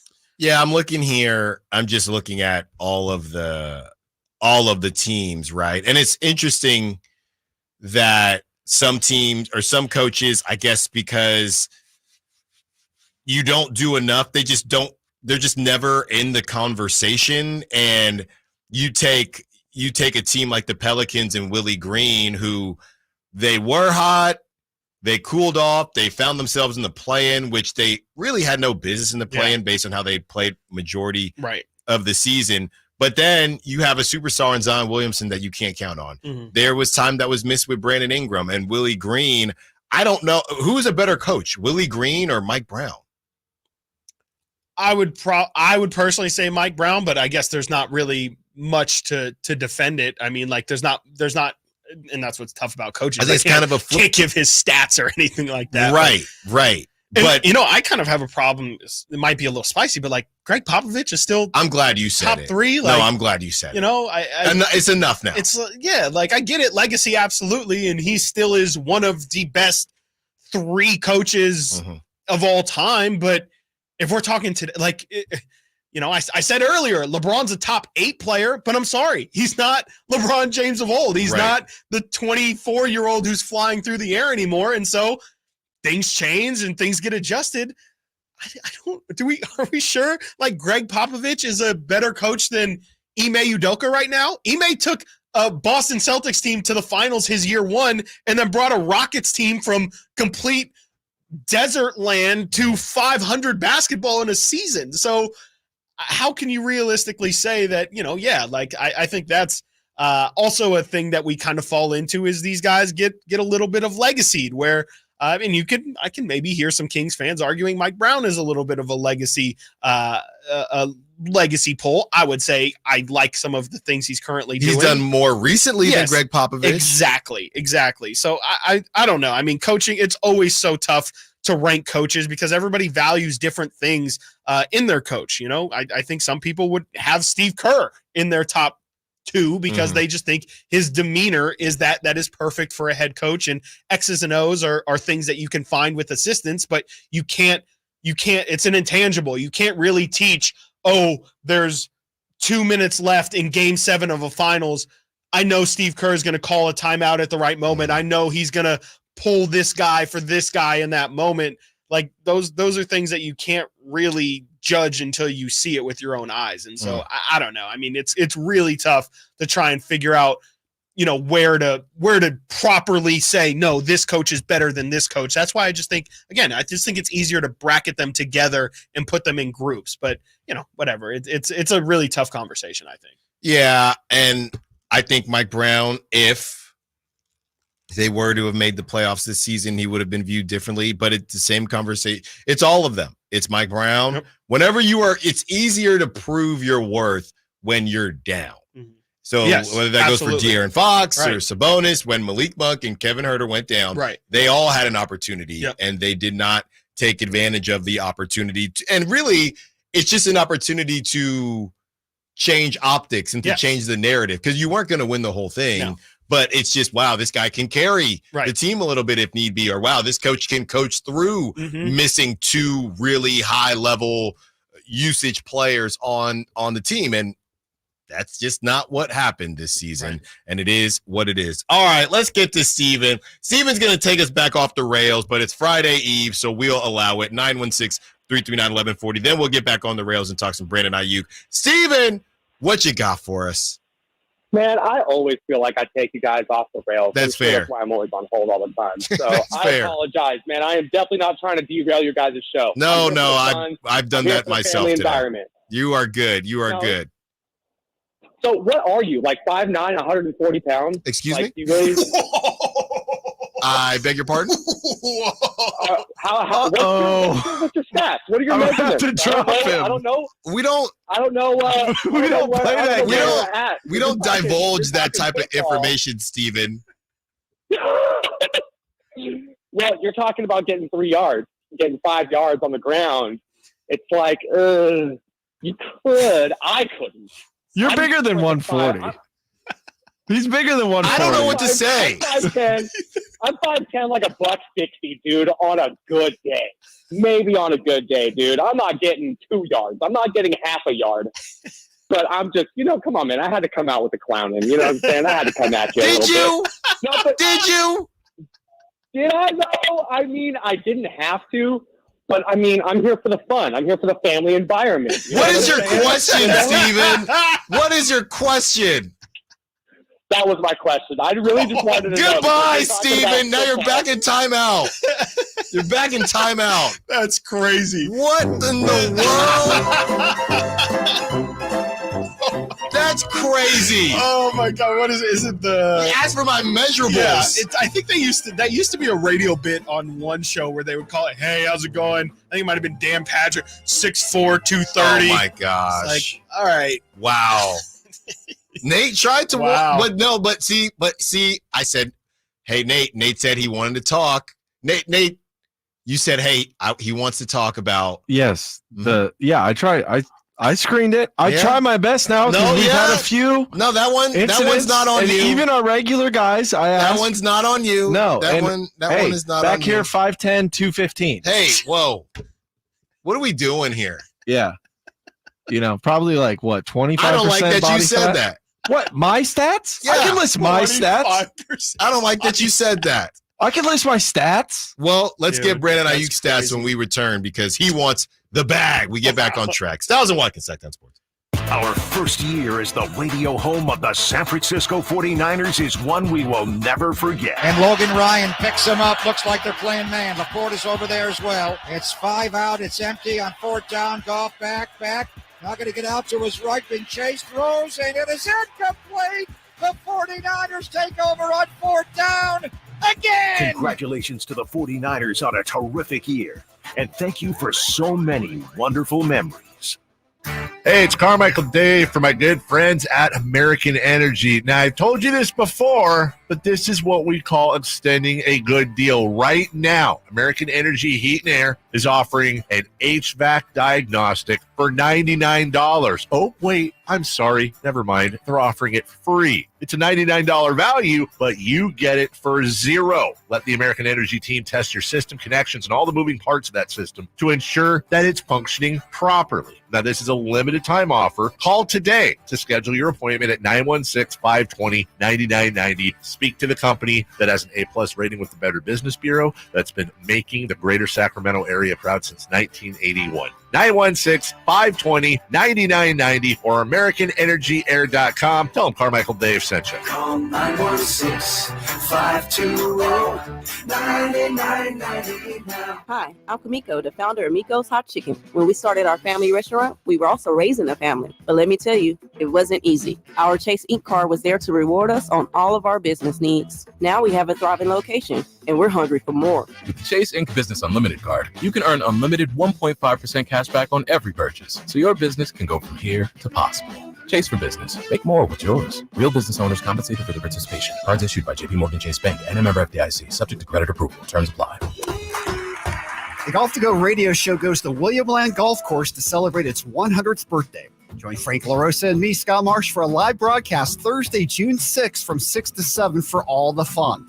We'll have great guests, a putting contest, prizes including free golf, free apparel, and much, much more. So make sure to join us Thursday, June 6th from 6 to 7 at William Land Golf Course. We'll see you there. Hey sports fans, it's JaVale McGee here. Are you ready for the event of the summer? It's the Jug Life Charity Softball Game hosted at Sutter Health Park on Saturday, June 15th. Join me and all my celebrity friends for the #1 event of the summer as our incredible community comes together for a cause that counts. The Jug Life Charity Softball Game isn't just about softball. It's about giving back. All proceeds go to the water education programs and providing clean water to communities in need. Thanks to your support, our team with Jug Life is making a real difference, bringing hope and health to those who need it the most. Bring your family and friends for a day you won't forget. Cheer on your favorite stars as they hit it out the park for a great cause. Come celebrate Father's Day weekend at the Jug Life Charity Softball Game that's happening on Saturday, June 15th. Don't miss out. Get your tickets now at juglifewater.com. That's juglifewater.com. Join us, have fun, and make a difference. Jug Life. Drink water, give water, save water. Swing into summer at the Golf and Guitars Music Festival, June 24th and 25th at Hagen Oaks Golf Course. On June 25th, enjoy the live performances Under the Stars from Craig Campbell,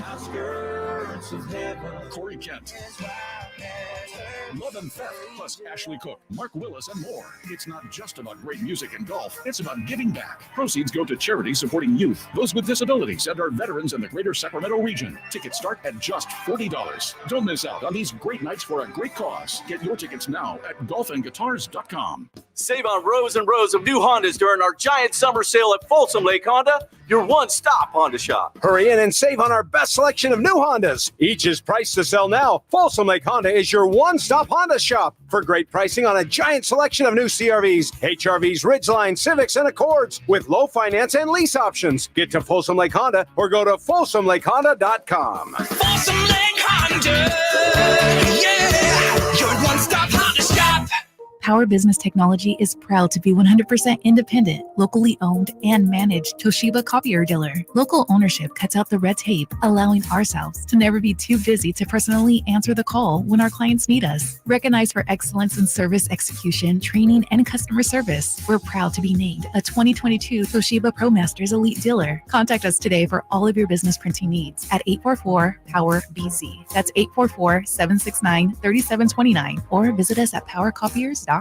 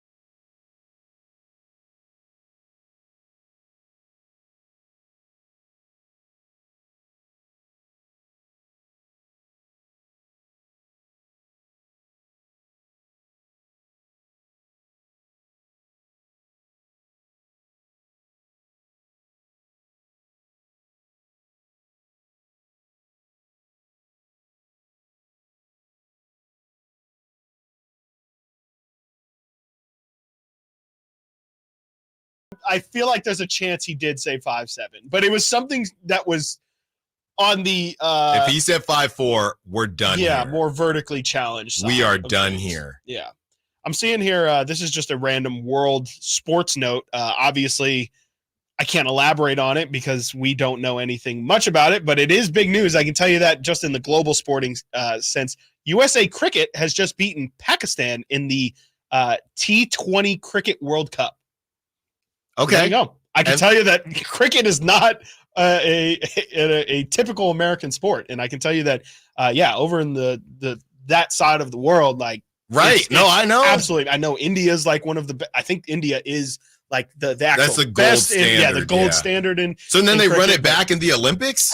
That's a great question. I actually have no idea. I don't know if I would assume cricket. It is in the Olympics. I still have it up. I still have the list up that you guys won't let me read. Nate, do you have it? Like 150 No, I'm gonna read it. Nate, in my 15 years in radio, I've never re-racked a segment before the set. It has been 15 years. Just go. Okay. I always feel like I take you guys off the rails. That's fair. That's why I'm always on hold all the time. So I apologize, man. I am definitely not trying to derail your guys' show. No, I've done that myself today. Environment. You are good. You are good. So what are you, like 5'9", 140 pounds? I told you. I don't know why I thought 5'4". You're safe. I think I was so shook by the "what are you?" Yeah, that's a crazy question. Like, well, that's kind of a loaded question. How much time do you have? Well, my mother. What are you? Yeah, what are you? It's crazy. Me and you are only an inch apart, Alan. Okay.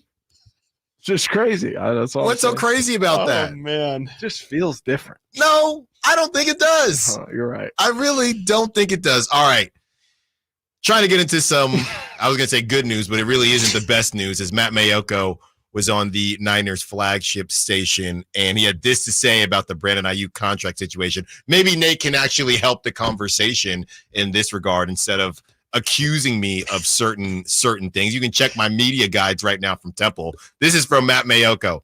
This one just feels a little bit different because they've already paid all these guys. And at some point, the money or the cap space just kind of runs out.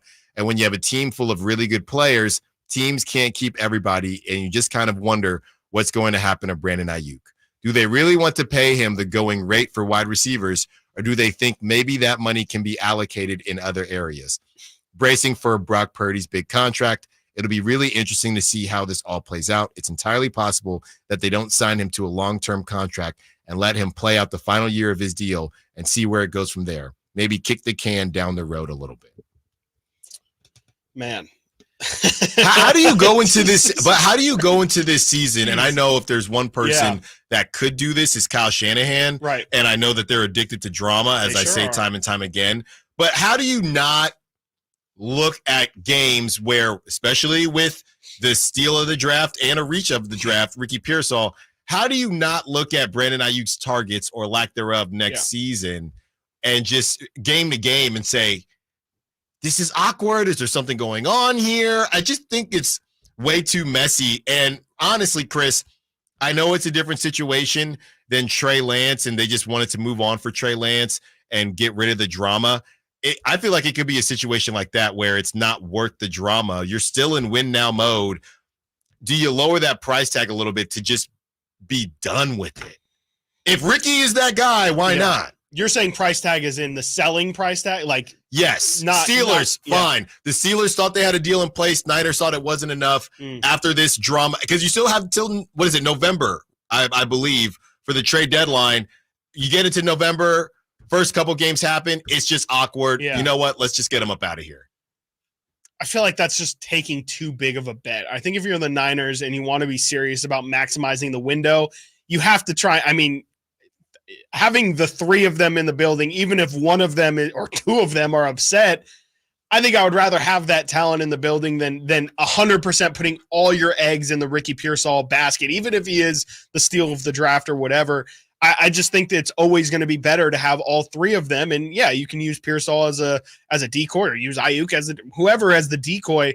I would stick it out. I don't think it's as damning as the quarterback controversy. It's just, it's not the same positionally, obviously. And like the quarterback controversies will always be a lot more spicy and a lot more in the media than the receiver thing. So, I'm not saying it's not going to be an issue, but I just think that it's not really public enough to where I would actually decrease the value of it. I would still try and get what you can. And while they're here, maximize the talent that you have. Yeah. I mean, I don't know. These guys can be divas, and that's it. And that's if Brandon Ayuk decides to even show up. Right. I mean, that there's still a whole holdout situation. This thing could get ugly. I don't think I don't see how it's just going to be. He's just going to play the last deal of his contract, and it's going to be. And it depends on who you talk to in Niners media. They'll make it sound like that. I appreciate Matt Mayoko, because every time we hear about the Niners cap situation, it's perfect. It's perfect. It's perfect. And we finally have someone saying, this can't last forever. I mean, we can, oh my gosh, what did they just do with Christian McCaffrey? And now look at the cap space that they just created. So it can't last forever. Nate, what were your thoughts on what Matt Mayoko said, and just the idea of at some point this thing isn't going to last? I know you've talked about that as well, but at the same time, when it comes to Brandon Ayuk, is there any thought that they might go the Trey Lance route and drop the price a little bit to just be done with it, or do you not think so? Yeah, because he's not going to play for the team this year, and we've seen other receivers hold out like this, so I think that's where it's going to have to go, but hopefully they learn their lesson from the whole Jimmy Garoppolo situation too, with trading him and dealing with him, and then how awkward and how much that sucked for everyone involved. Like every single person involved, it was not great. And then when he had to play, it went okay, but that's just because he knew the team. He knew what, obviously he knows how it worked. I think Ayuk's going to lose value.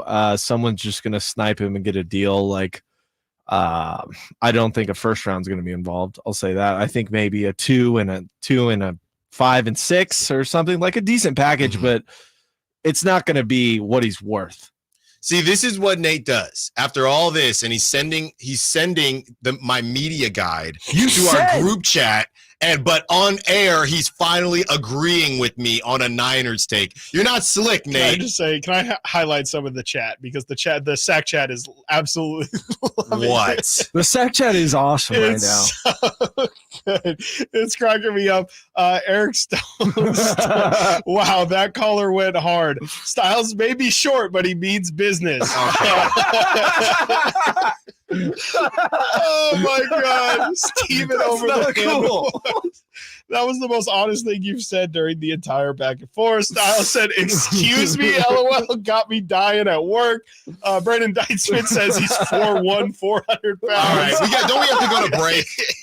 Drive Guys coming up next. Stiles and Watkins, Sactown Sports. You never know what you might hear when listening to a Sacramento Kings game. Out of Keegan, going for another triple. Man, is he feeling it. Keegan, can he do it? Yes, there's number 11, Keegan Murray. Keegan steps back. He just knocked down his 12th three-pointer, a Kings franchise record. He's got 45 points. Never miss a moment of Sacramento Kings basketball with Sactown Sports and the Sactown Sports app.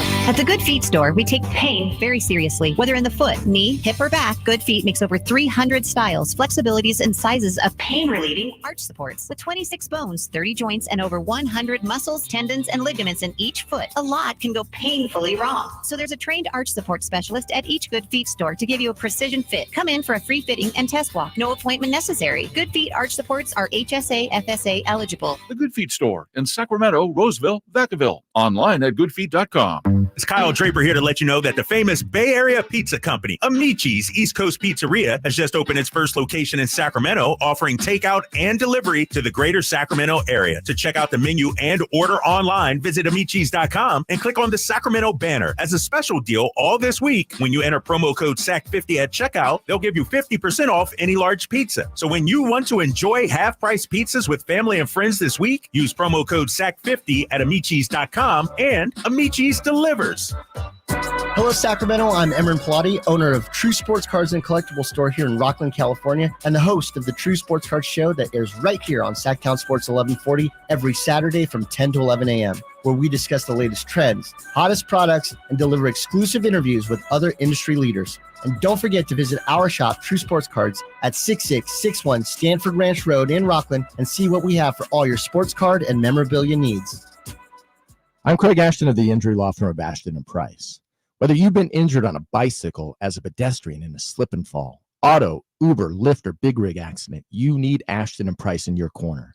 When you call Ashton & Price, there's no chatbot telling you to hit 3 for accounting. You're greeted by a real-life person who will immediately transfer you to an experienced attorney. The consultation's free, and there's never a fee until you win. Remember, for the best advice, don't think twice. Call Ashton & Price. Get ready for the Kia Vacaville Summer Sticker Sales Event. This is your chance to make it a summer to remember with incredible deals on select 2024 Sportage and Sorento vehicles. Kia Vacaville is offering an amazing 1.9% APR for up to 48 months for well-qualified buyers. Or you'll get $1,000 bonus cash on specialty tag 2024 Sportage and Sorento models. It's the perfect time to upgrade your ride and start your summer adventures. Imagine cruising down the highway in your new Kia from Kia Vacaville, enjoying the advanced features and comfort of the Sportage or Sorento. Whether you're planning a road trip or just driving around town, these vehicles are designed to elevate your experience. But don't wait too long. These unbeatable deals won't last forever. Your adventure starts now at Kia Vacaville, where every journey is an adventure. Visit them today and find the perfect vehicle for your summer plans. Model availability, lease options, and features may vary. Please visit Kia Vacaville for more details. I remember as if it were yesterday. I reached down to move a nightstand and was astonished at the weight of the piece. Hi, this is Frank LaRosa with a word about Naturewood Home Furnishings.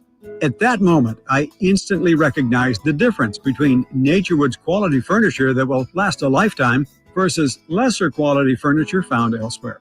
Now, I suppose there's a huge difference in what you'd put in your first apartment and what you would live with in the comfort of your own home. Right now, Naturewood Home Furnishings Made in USA sale is a great time to fill your home with solid, superior quality furniture to reflect your own love for life. With brands like Sam Moore, Stanton, Stickley, Hilltop Hickory, Simply Amish, and many more, Naturewood Home Furnishings has tables, chairs, couches, and, yes, nightstands, and more at their Made in USA sale. Find furniture that will be with you forever. Naturewood Home Furnishings off Highway 50 at Hazel. Look for the water wheel. Capital Casino has been serving the greater Sacramento area in the same convenient downtown location for over 20 years, with plenty of close-by, well-lit parking monitored by security staff and offering the most variety of table games in the region in a safe and friendly environment. Best food, best service, and the best action. That's Capital Casino. For more information on tournaments and gaming, check out their website at capital-casino.com. And please remember to gamble responsibly. 1-800-GAMBLER. Sponsored by Xfinity. Enjoy the entertainment you love with the Xfinity Stream app. Turn any screen into a TV and take the entertainment you love wherever you go. Xfinity, we connect you to more of what you love.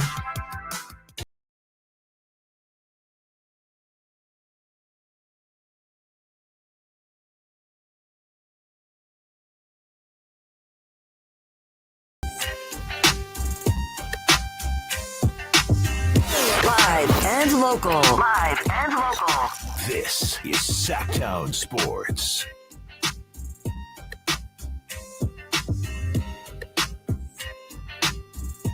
We are joined by Whitey Gleason. Hello. The better half of the Drive guys.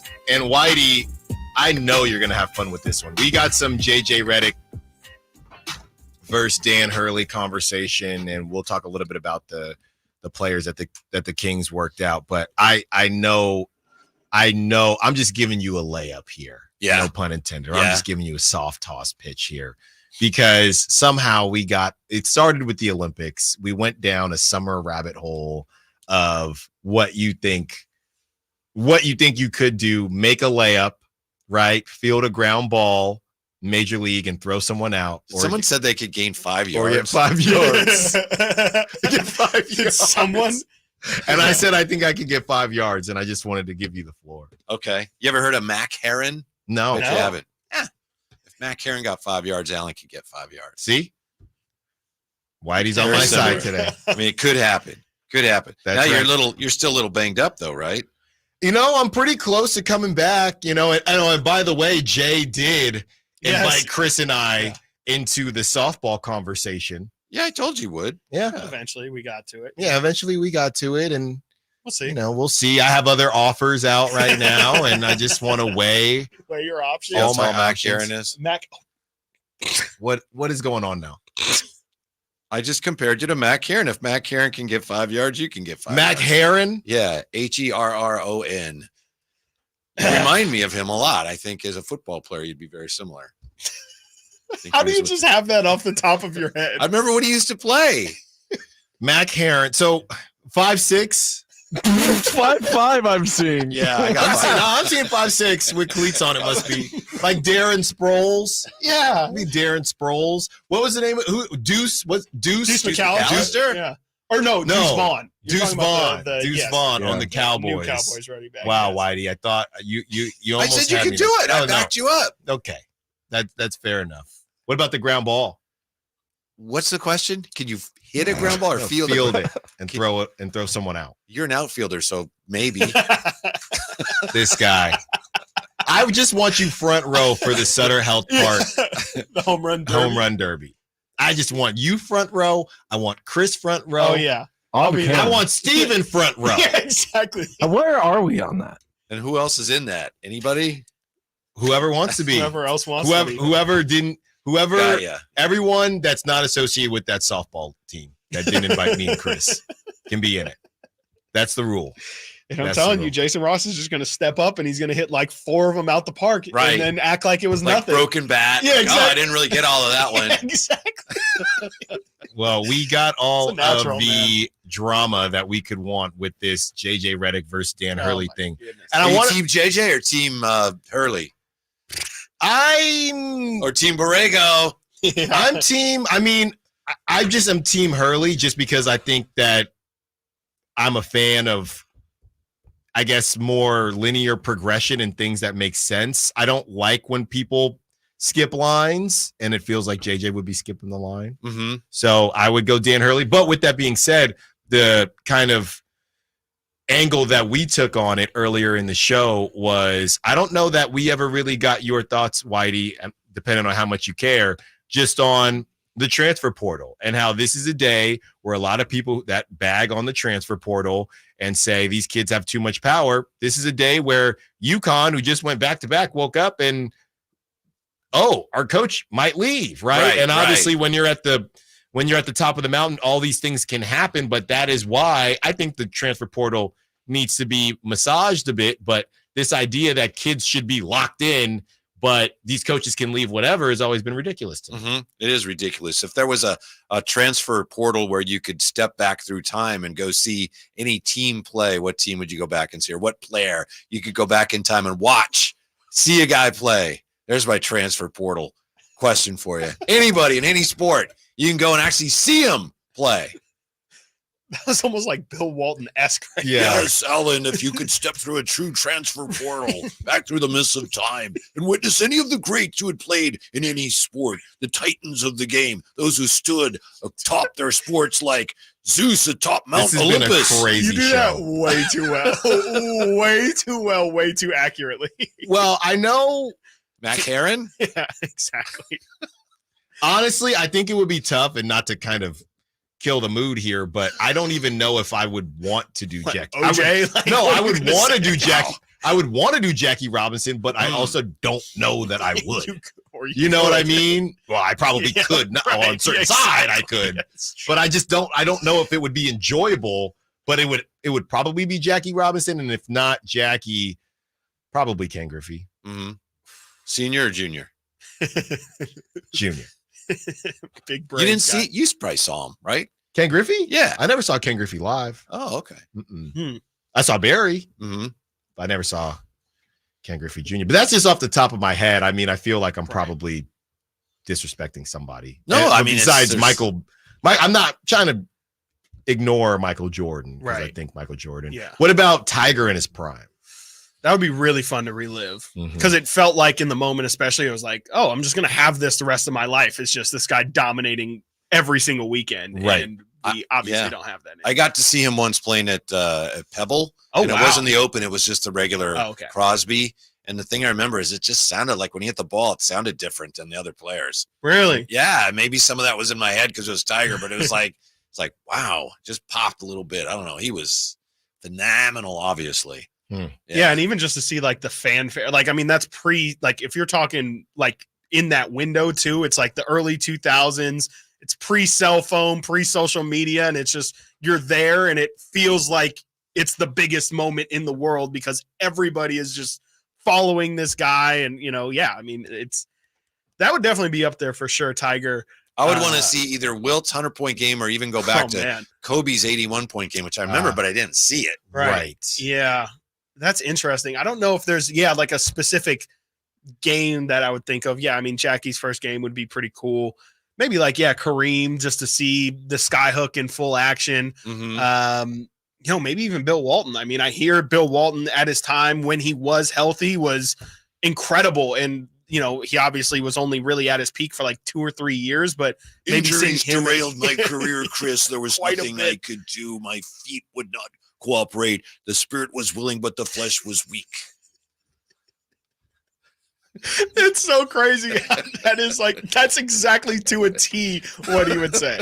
This has been, I miss Bill Walton already. Quite, me too. Yes, RIP. Quite the show it has been. Thanks to Nate. Thanks to Steven. Thanks to all the callers, the texters, the Sack Chatters. You have the Drive Guys up next with Whitey Gleason and Kyle Draper. Until tomorrow, don't look up my media guide. Secure the bag, light the beam. Back, Aaron. Kevin Herter plays here. It's Herter. He's been hot. He fires. He's still hot. Kevin Herter from down.